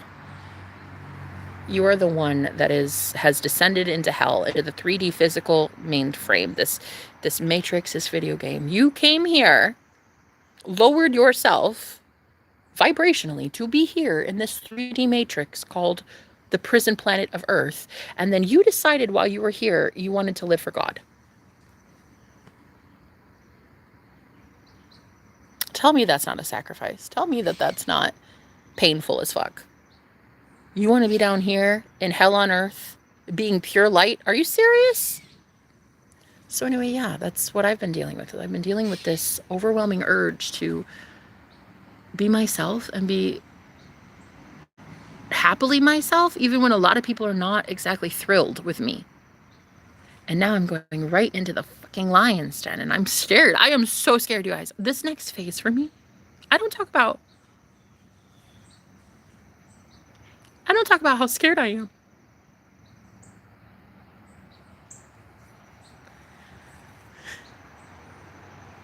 Not the cardinal flying in. That's what I'm saying. As soon as I get scared, God shows me something, and I'm like, okay, I can do it. I can do it. I'm fine. But if what I thought before was intense, with all the covens that I've been in, and it was training for this next part, because this next part, my twin flame and I,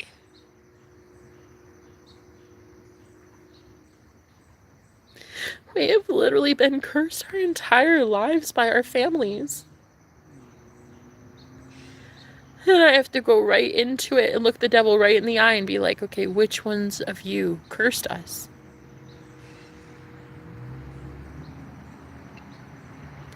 Nobody wants to see that. You know, nobody wants to have to see that you were abused by your own family. And then I have to go watch my husband, who was in a coma for 3 months. He's bedridden. And his arm doesn't work. Paralyzed, but that's being fixed. I'm fixing that. I'm fixing that right up.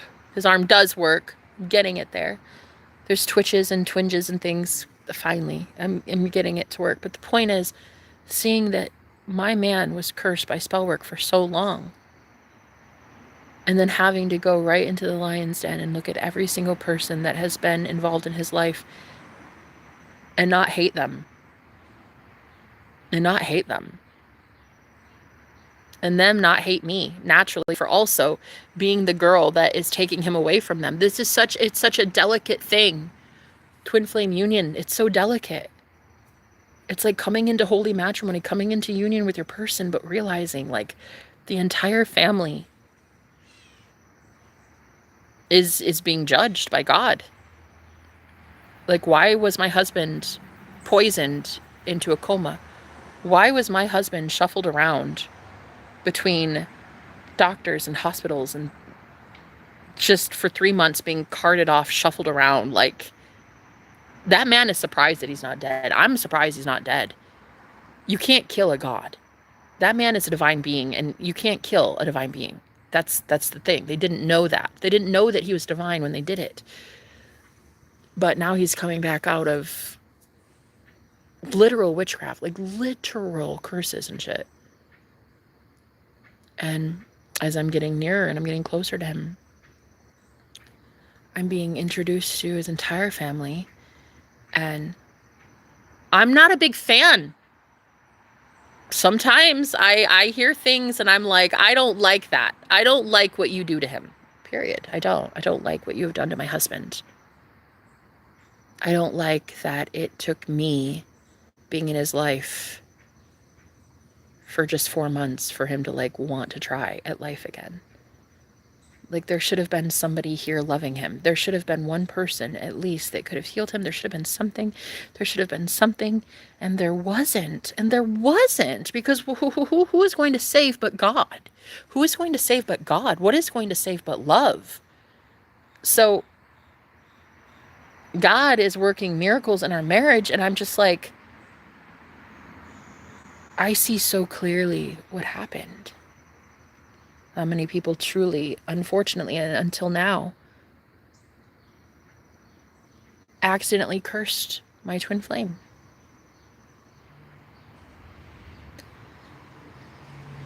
And I'm just breathing so many beautiful blessings into his life. I'm speaking life over him. He's so beautiful. He's so healed. He's so fucking sexy. He's so amazing and masculine and such an amazing role model and leader. And he's so healthy and he's so glorious. And he always has the right answers. And he's so smart. He's a fucking genius, this one. And all I want to do is just wake him up and keep him awake. How do you keep a man like that awake without him hating you? Because the way that I keep glaringly exposing the truth in his life, it is so painful for him. How do you keep a man awake to the downfall of his family, the detriment of even his family members, some of his family members who have literally attacked him? How do you hear all of those things that has happened to the love of your life when you were not in proximity with him, when you were not with him, and you hear what they did to him? And how do you not hate?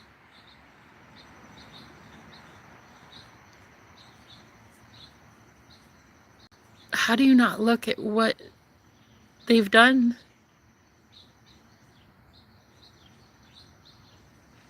and not hate every single person on the planet and think not one fucker on this planet deserves love or God?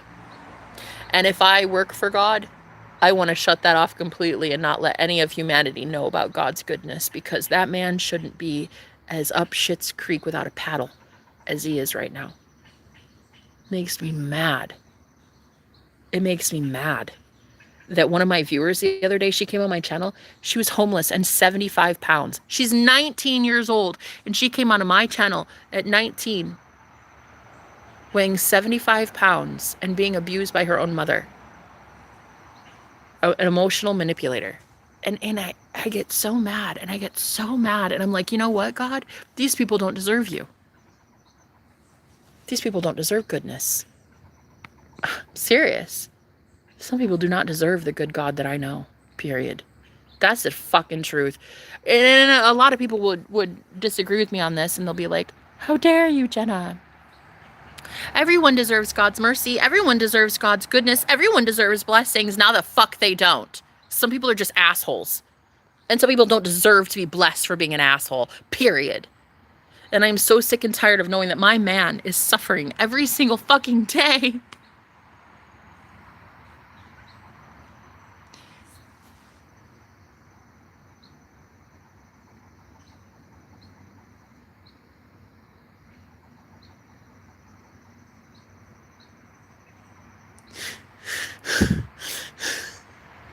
And what this world has done to so many good ones, like myself and him, and like left us for dead. And now we have to turn around and go teach about God's goodness.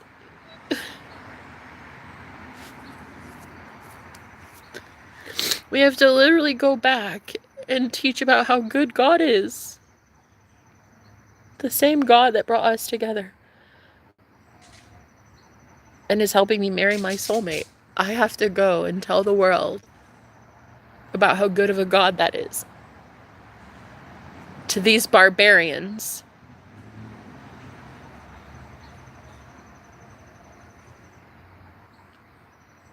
I don't care who they are. I don't care if they're family or... I don't care. Some of these people... they don't deserve me, and they don't deserve God. They don't deserve goodness. And I really fully... I swear, I feel this way sometimes. I feel like...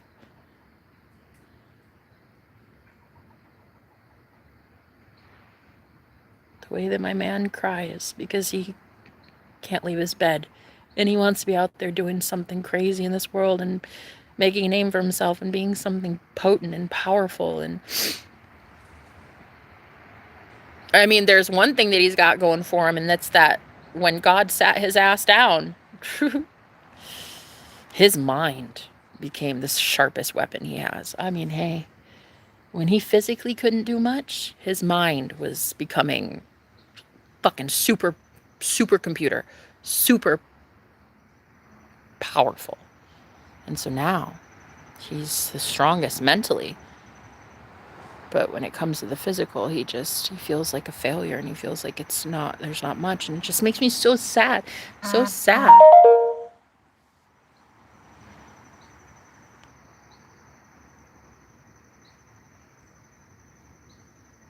He always just deserved the best. That man actually literally died to find me.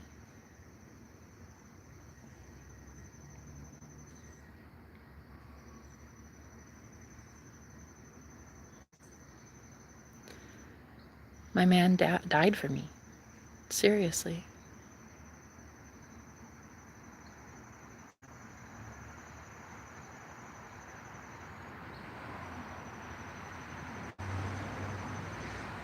He tells me this story often. He says that he'll ask God, like he asked God before, after his coma.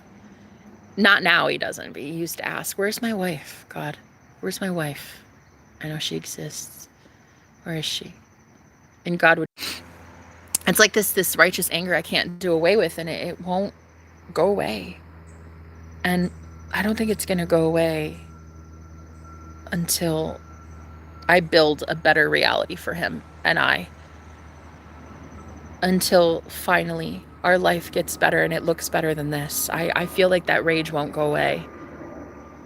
It's this righteous anger, like, stay the fuck away from me. Don't call me. Don't look at me. Don't talk to me. Don't even comment to me.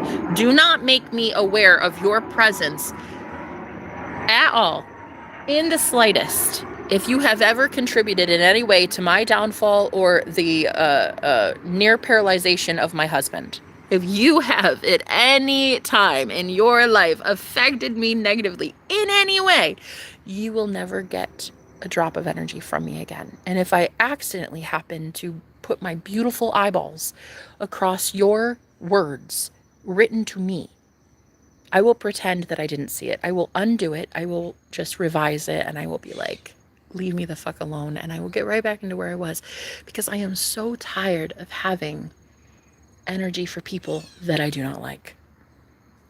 And the fact that my husband has suffered like this, and I have suffered like this, and so many beautiful people on this planet have suffered the way that we have at the hands of evil, cruel people who dibble and dabble in dark shit and they don't realize what they've done. I'm telling you right now, as God is my witness, honey, and God has been my witness for a while, there's about to be karma, judgment on this planet.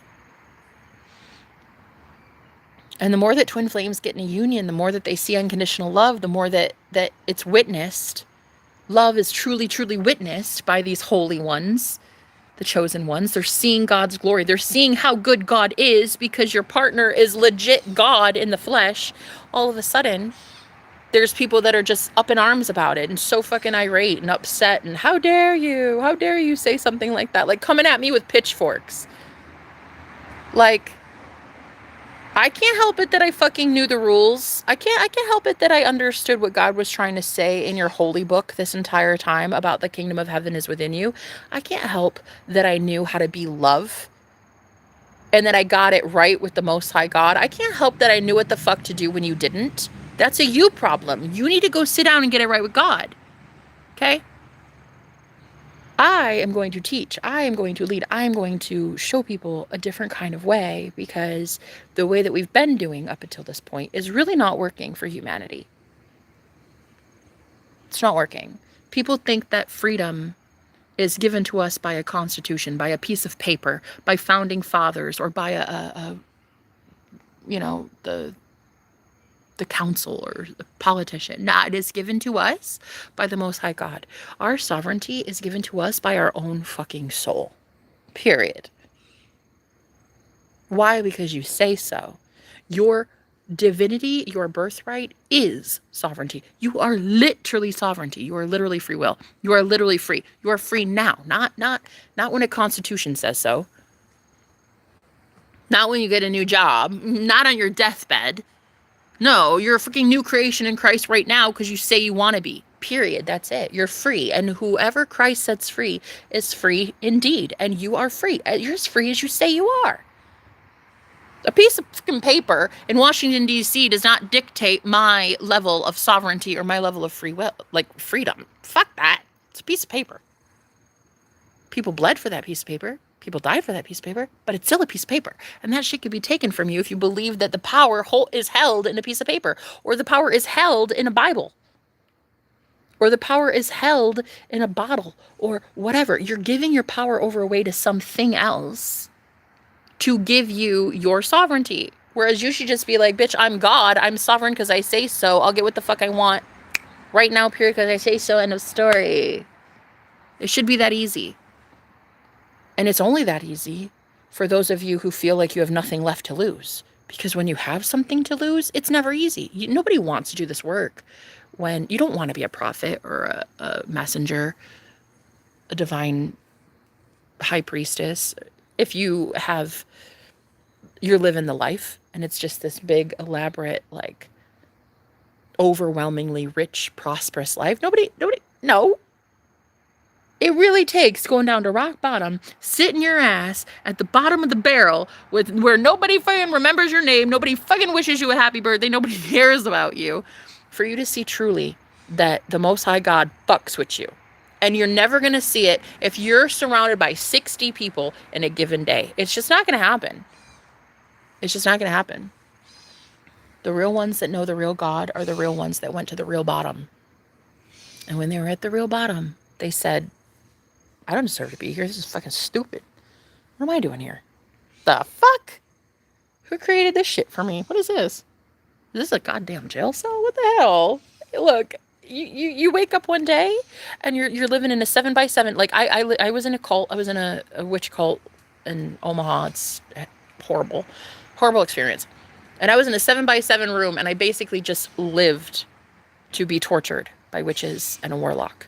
And I'm telling you right now, you get to that level of death. Like I legit was on a air mattress and it had a hole in it. So I would wake up on the hardwood floor with mice.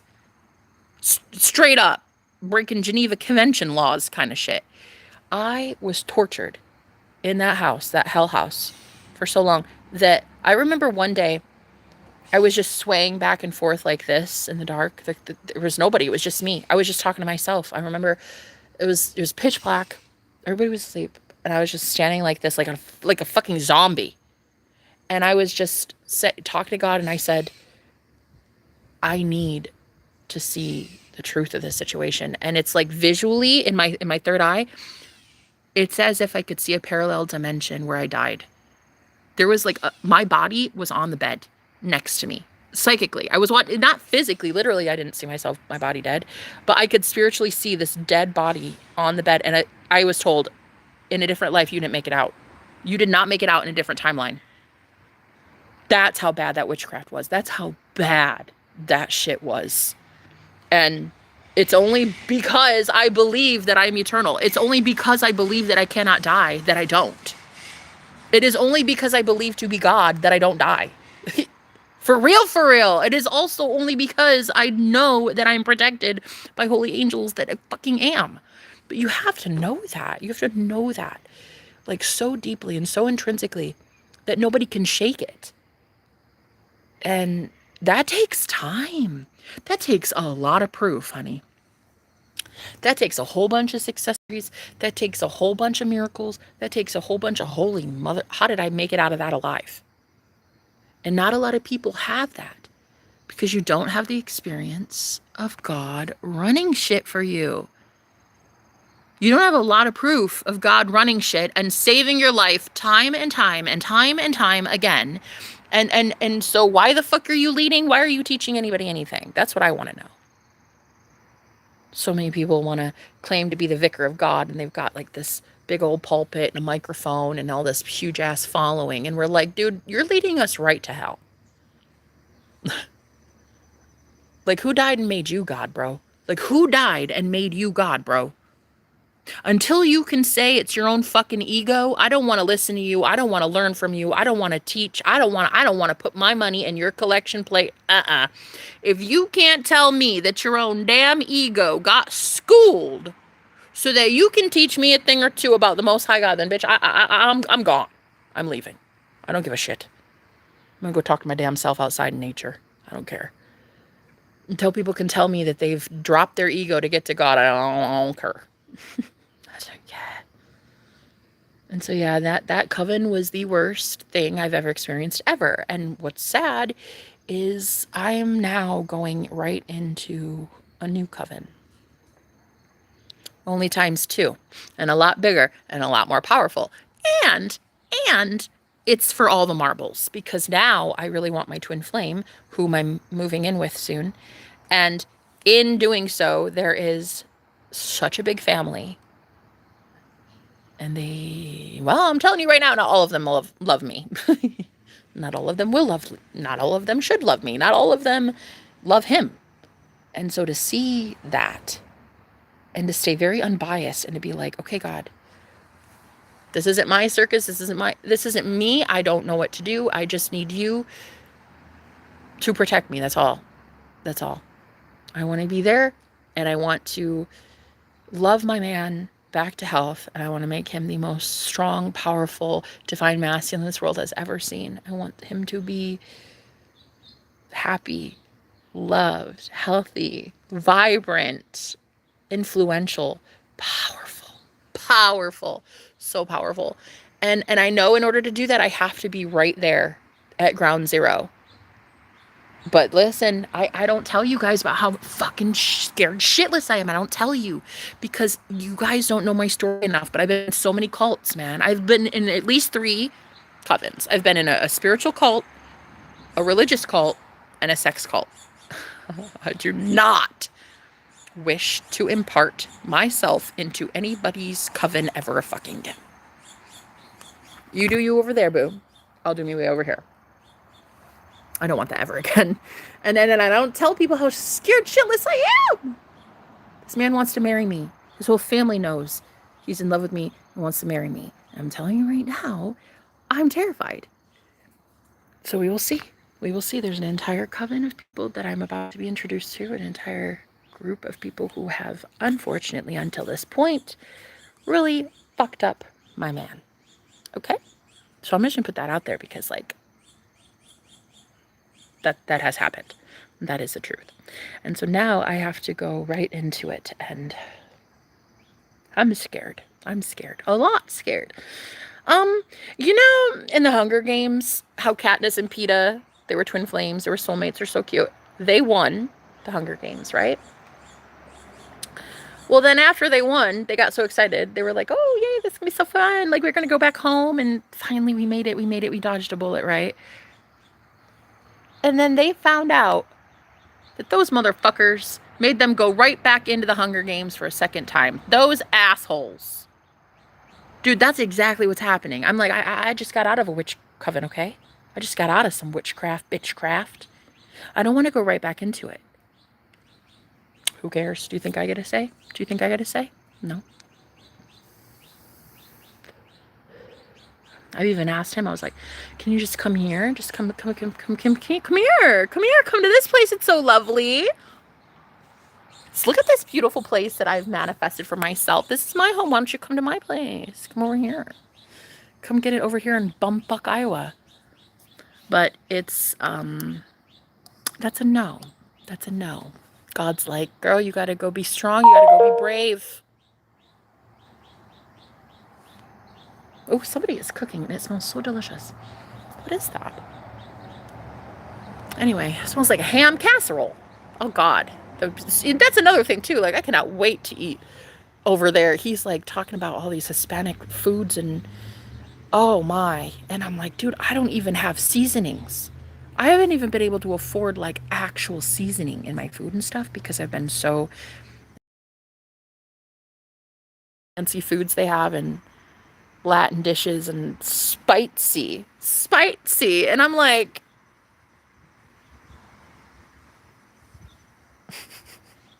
I just want me some chorizo. But I'm not allowed to talk like that because he gets so embarrassed. But I just want chorizo. Anyway, so here it is. We're getting married. And all of a sudden, everybody in his family is like, fuck you. Who are you? And I'm like, I don't know yet. But would you like to find out?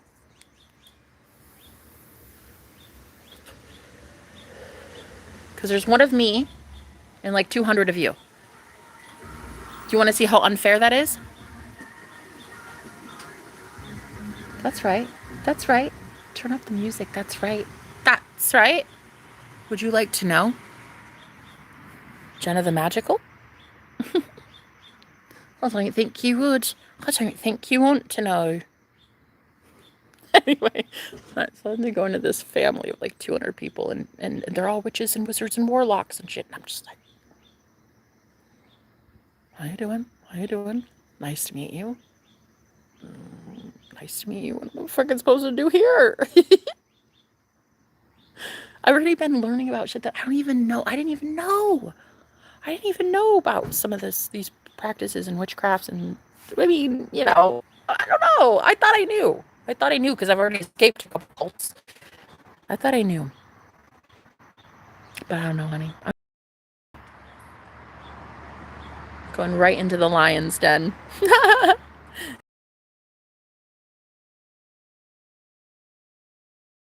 Do I know you?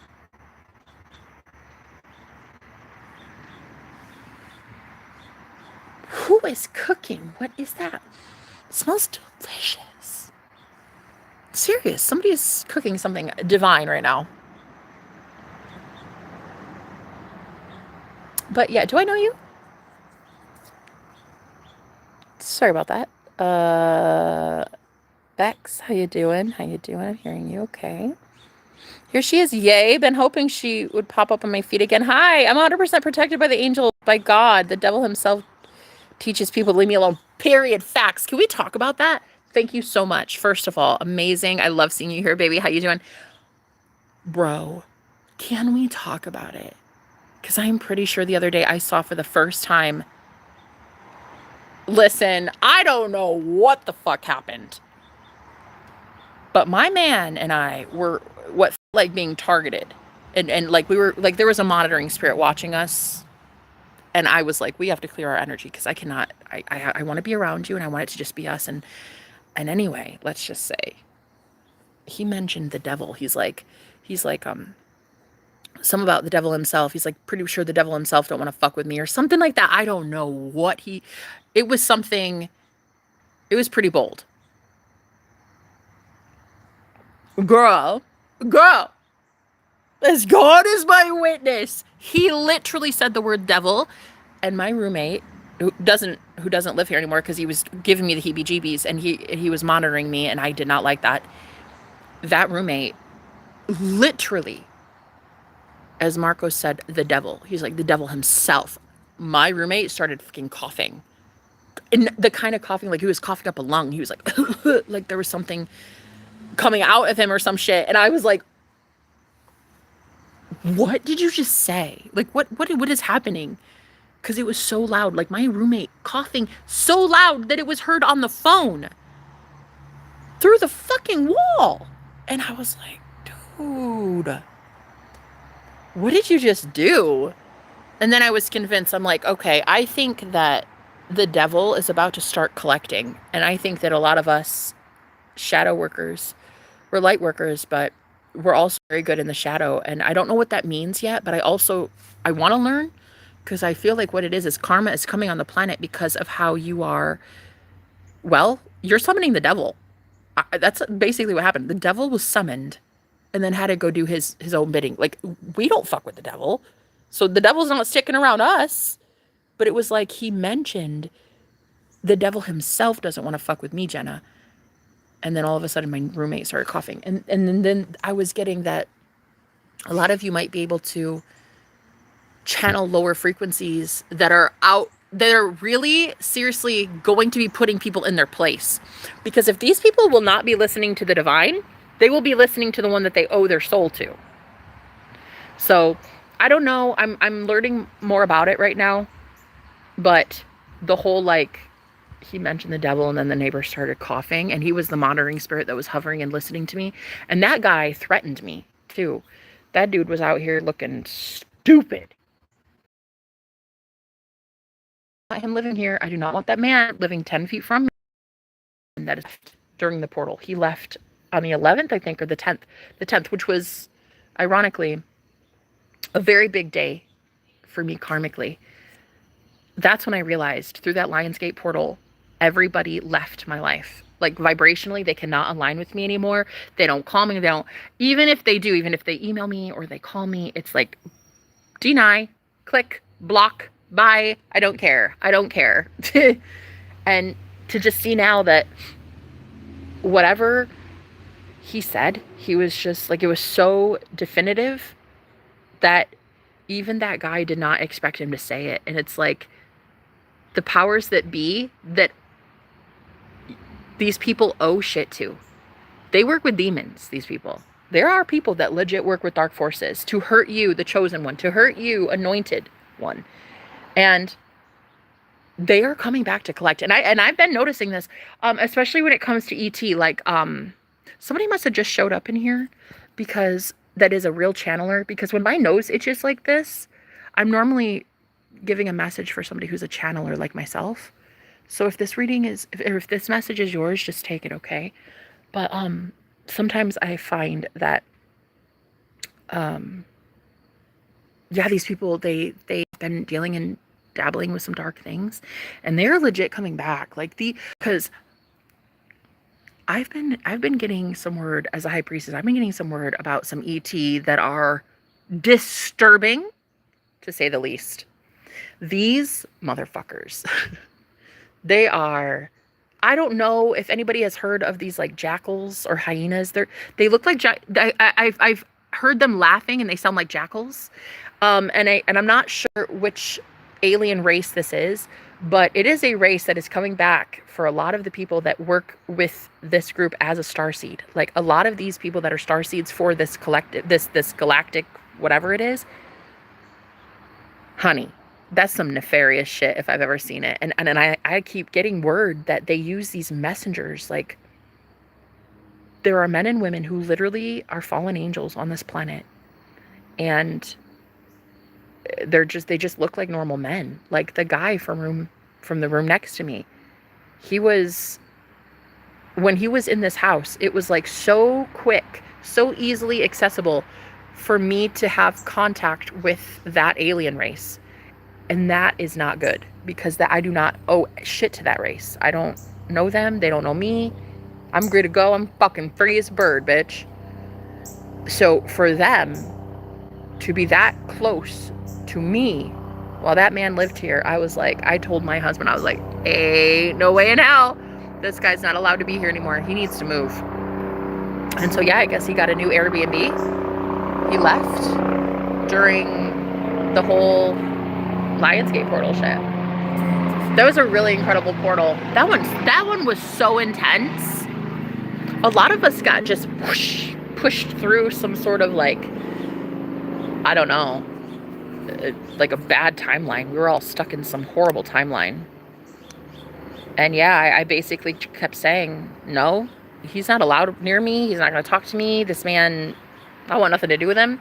And every time I would see him around the house, I would just ignore him. He would ignore me. I didn't talk to him really. If I ever said hi, it was just like a hi and that's it. I said maybe 5 words to that dude in total while he was here. And yeah, I guess during the Lionsgate portal, he left. He went to go rent a new Airbnb. So I've been noticing that a lot of these alien races, guys, we're all starseeds. Like, not all of us, I don't think. When it comes to the starseed population on Earth, not every starseed is planted from a good origin, okay? There are a lot that are not good. And so, anyway, this species of what I would call jackals, they looked like jackals, they sounded like hyenas, they sounded like that. Very dog-like, like a dog, like a canine. I don't know what star planet that is, I don't know. But I just was being told that they are here to collect the ones that work for them. And a lot of these men, a lot of these false leaders, that they're like wolves in sheep clothing. And these men are not nearly as good as they have portrayed themselves to be. And so now all of a sudden they're like ET families coming back, and yeah, well, ain't gonna be too pretty. I don't give a fuck. I don't work for those people. I don't give a shit. They tried to target me. They tried to hurt me. Every time I would do a live stream, I would have to clear my energy afterwards because it felt like they had like a frequency sent right to me on my live stream. Like this group, this ET conglomerate would send negative energy to me through my live streams. And I started realizing, like, oh shit, they are actually really nefarious and they're trying to hurt me. I had to learn to protect myself from ET, even, guys. Like, we're talking legit shit you can't even see with your naked eye. I had to learn how to protect myself from ET. And so there's this one race, I'm sure there's many more, but there's at least this one race that has been really trying to attack me recently. And it's kind of like a jackal. It looks like a jackal. I don't know if anybody else has dealt with this. It's not just one jackal. These are like a whole planet of jackals. Anyway, they were telling me that they send messengers. Like, the man from that room was one of the messengers and was like a direct portal. He represented this fallen ET species. And so when I would talk to him, that was allowing this ET group to get through to me. And I'm like, oh hell no. Fuck that. I'm a psychic. I don't need to be dealing with races that are not my own. ET race that is not my own. I mean, I don't need that. I don't need that. It was like they were very, they do not have good intentions for humans, I'll tell you. There are some nasty, nefarious ET races out there, okay? There are. There are also very good ones, too. Like bumblebees, for instance. Who's to say that bumblebees are not an ET race? I'm serious. How come nobody ever asks these questions?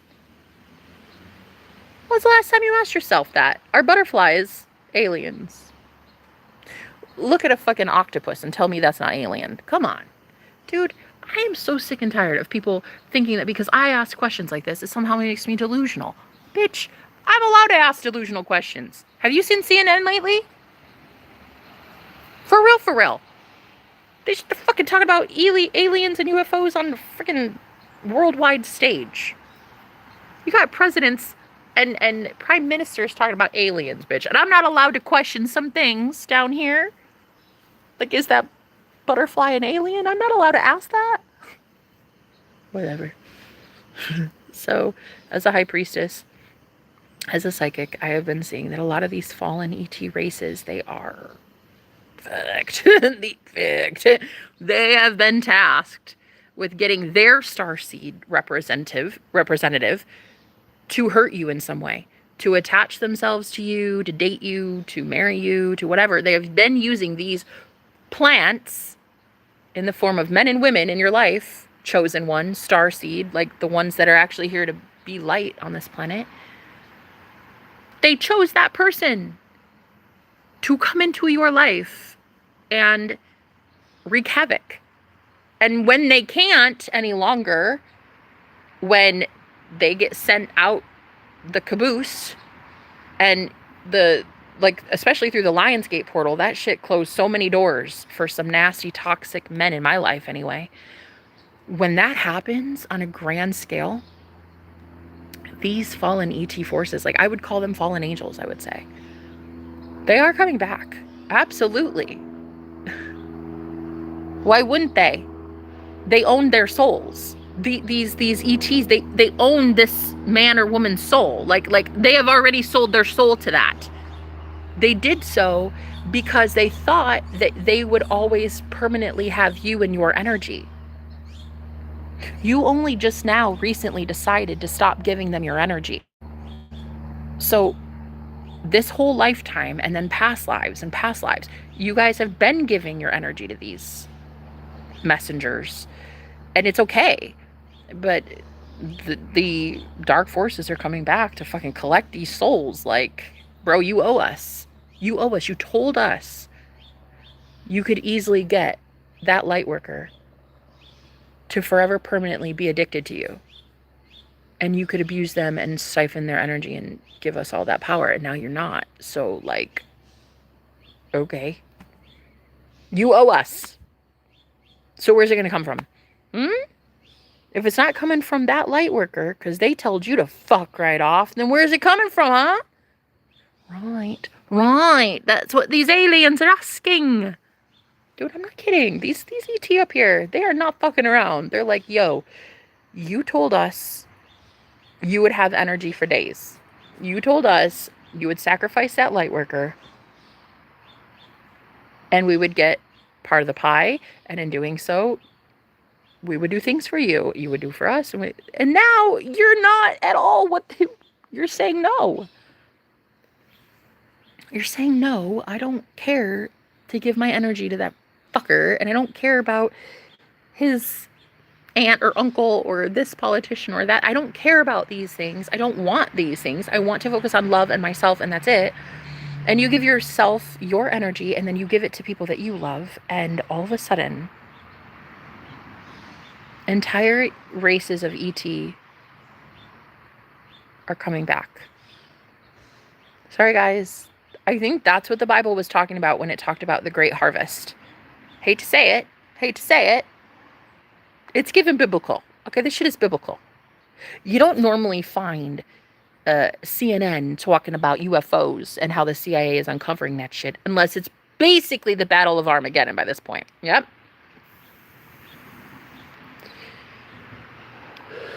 By this point, if you can't tell me that there is shit going on that you can't see with your eyeballs, honey, I don't know what to tell you. I got a fucking igloo to sell you in Alaska. If you can't tell by now that there is some paranormal shit going on in the world, I do not know what to tell you, honey.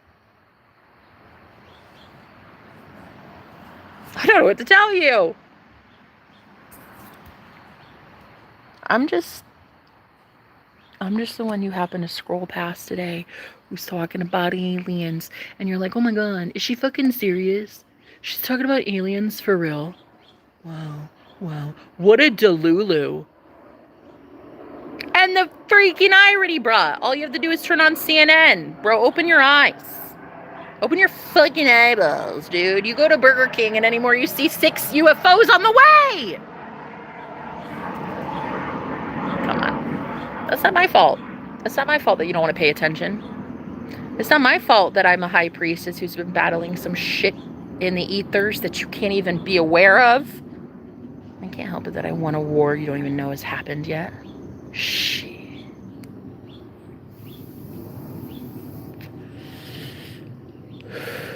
I can't help that I'm amazing. And I know what the fuck I'm talking about. And you just hate it because I talk about invisible things that you can't prove and I can't prove. Doesn't mean it's not real. You can't prove gravity either, babe. But guess what? It keeps your ass planted to the ground. Gravity's invisible.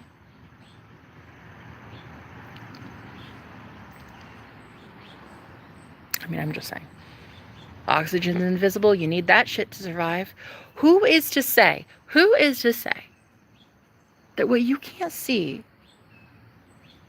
the nothingness, who are you to tell me that there are not 60 aliens just standing around me right now? Who the fuck are you to say otherwise? You can't.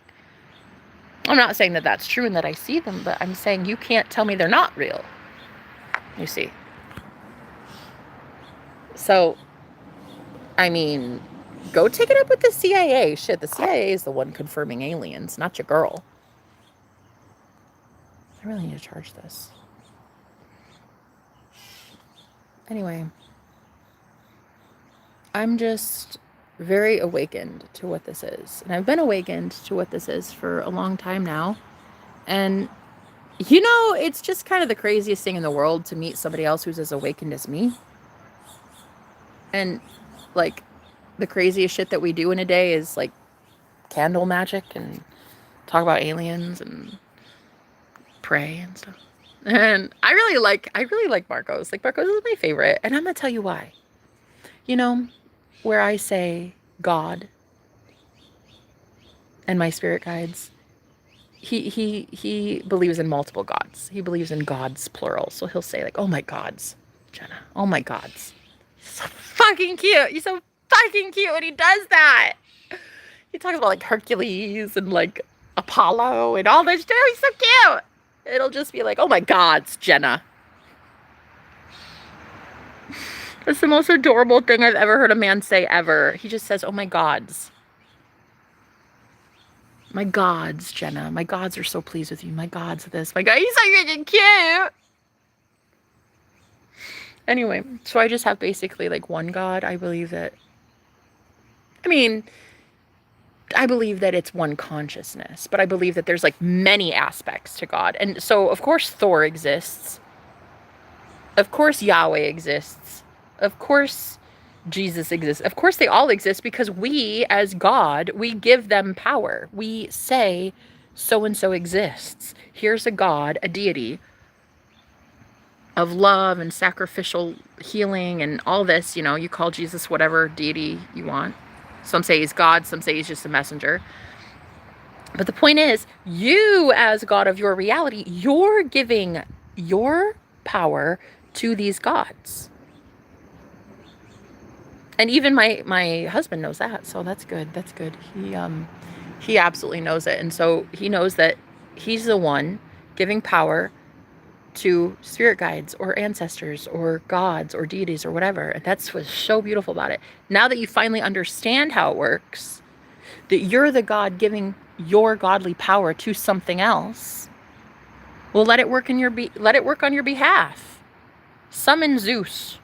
Do whatever you want. Believe that Athena is going to give you this or whatever, whoever you believe in. But just know that you are God first. And that you are giving your power over away to some entity that you created. Like people that come to me and they're like, "Jenna, you need Jesus." I'm like, "No, I don't. Jesus needs me. I don't need Jesus. Jesus needs me. Without me, Jesus wouldn't even be in existence. If I didn't believe that there is a guy named Jesus, right? Give him a personality, some traits, some characteristics. I am literally creating him as a God in my reality. The real question is, why do we do this, ladies? Why do we do this with men, especially? Pull your energy back, give it to yourself. To idolize a man and worship a man as God, when before you have even done that to yourself first. You have to be the one that praises yourself, worships yourself. Worship yourself before a man can do that for you. It's not even his job. The dude has shit to do, honey. He is busy, that man. That man has 24 hours in a day, just like everybody else.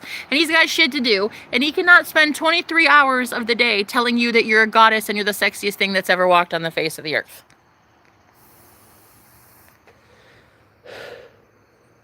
That dude's got, like, shit to do. It's your job to tell yourself that you're the sexiest thing that has ever walked the face of the earth. That's you. That's you, baby. That's a you thing.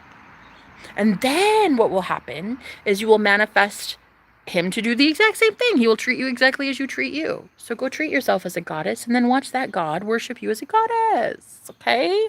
That's how it happens. That's how it works. Every time. Okay? Anyway, I just wanted to talk today. I just wanted to hear myself think. I'm hungry.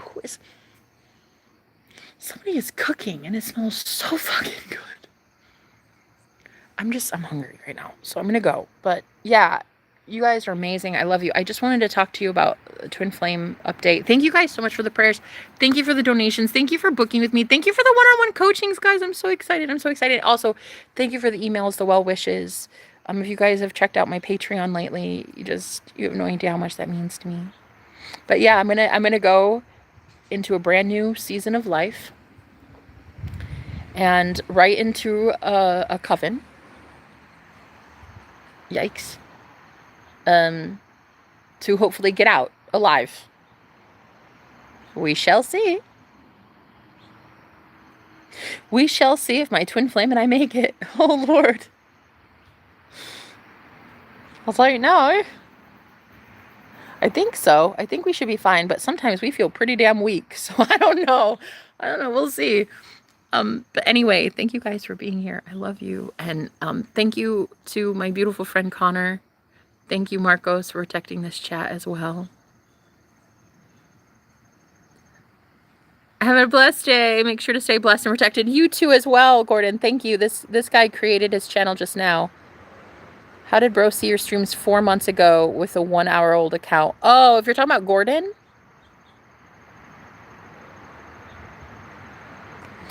I don't think, is that... I don't know. I have an ex named Gordon, and I don't think that's him. I can't imagine that's him. Dude ain't that dumb. Ain't no way in hell my ex would come around these parts. Nah, he's not that stupid. He might be dumb, but he's not that dumb. So I don't think that's I don't think that's my ex. But like, who knows? Who honestly knows anymore, girl? Who honestly knows? Okay? I would have passed the fucking Matrix. Just send somebody like that in, okay? But yeah, no, anyway, I just wanted to tell you guys, life is about to get really good. I'm going to make some really bold changes in my life, and I'm scared shitless. I am. I'm scared. But I'm doing it for you. I'm doing it for me. I'm doing it so that I can show you maybe we really can do this. Maybe we really can go right into the lion's den and watch God work a miracle, you know? Because whether I like it or not, me and my man are spiritually gifted and very much inclined, and there are people that have been targeted to kill us for a very long time, and now we're not dying. We're raising from the dead. And so all of a sudden, I'm going to have to be looking people dead in the eye who wanted us dead. And, well, I guess we'll see how that goes. I don't know. Pretty sure I won't really care. I'm pretty sure I'll just ignore them, or I'll just be like, You thought we were friends? You? What are you smoking? Yeah, I feel like I'm going to be very, very, very brutal with people soon. Yeah. Like when I was down for the count, barely breathing. Okay. Where the fuck were you? Huh? Yo, I'm serious. People have to really ask themselves that question, because there's gonna be a lot of people who like start having a come up and a glow up, and everybody's like they're attracting things, and their money's looking good, and like their beauty, everything is coming back. You know, they're coming back. They're coming back from the dead, bitch. And you know that there are going to be a lot of people who are like, hey, remember me? Remember that time? I don't. I do not remember it. I don't remember it like you do, that's for sure. I do not. Literally can't remember you. Yeah, like that. I have a feeling that's what's going to be happening soon. So if any of you are coming back from the dead like myself, and you're around looking around and you're like, holy shit, yo, I'm in Salem. These bitches want to be dead. Which bitches wanted you dead, honey? Yeah, and you're waking up in Salem. How's that feel? Yeah. You look around, you wake up, you look around. That's the day when you look at all your friends and you're like, dude, who the fuck are you? You ever wake up one day and you just look around and you're like, I don't even know your zodiac sign. How did you get here? Who are you? That, my friend, that's called a plant. They planted themselves right into your life. They planted themselves as your friend. But were you manifesting a friend? No, you were not. No, you were not. And if you really ask yourself and you get real with it, you will find out that you are, in fact, not in the market for a best friend. Yet, they slithered their way in there. And now you wake up and you're looking at all these motherfuckers and you're like, they have not contributed a damn thing. They have nickel and dimed me to death. I am floored. 10 of swords, just kaput. And you look around at every monstrosity that you call a friend. And you're like, dude, come on. Come on. It's given in front of me. It's given in front of me. I don't know you. Shit. And by that point, you're so surrounded with fucking wolves and snakes. And you just don't know what to do. Sometimes you have to do something big. I'm going to tell you. Sometimes you have to go get married. No, serious. That's what I'm doing. I'm going to go move. I'm moving states. I'm going to go live with my mans. And I'm going to have a happily ever after with the man of my literal dreams. Yes. And sometimes that's just how you got to do it. You just got to do it big. You got to do it. Because you know, when you ask them, they can't answer. When you tell them, they don't listen. Sometimes you got to show them, baby. You got to show them. Oh, yeah, that's right. Sometimes you got to show them. And I'm just about ready to start showing some people some things. You best watch yourself. Because I'm a high priestess and I'm on the prowl. Mainly, I'm just on the prowl for my boyfriend. I really am in love. I'm not kidding. He's like the sexiest thing on the planet. I'm not kidding. I'm actually in love, like, madly. So, anyway, I'm going to go because it's lunchtime and I am starving. And look at guys. I'm wasting away. It's crime. I've just lost about half a pound just talking today. So I'm going to go eat. Somebody was cooking something. It smells amazing. I'm going to go see what that was and see if I can have some. Because I don't know what that was, but it was delicious. And if I am really the main character of my story, then I believe whoever cooked that, they cooked it for me. And so I'm going to go talk to them and I'm going to see if they will share some of that ham casserole because that's what it smelled like. It smelled delicious.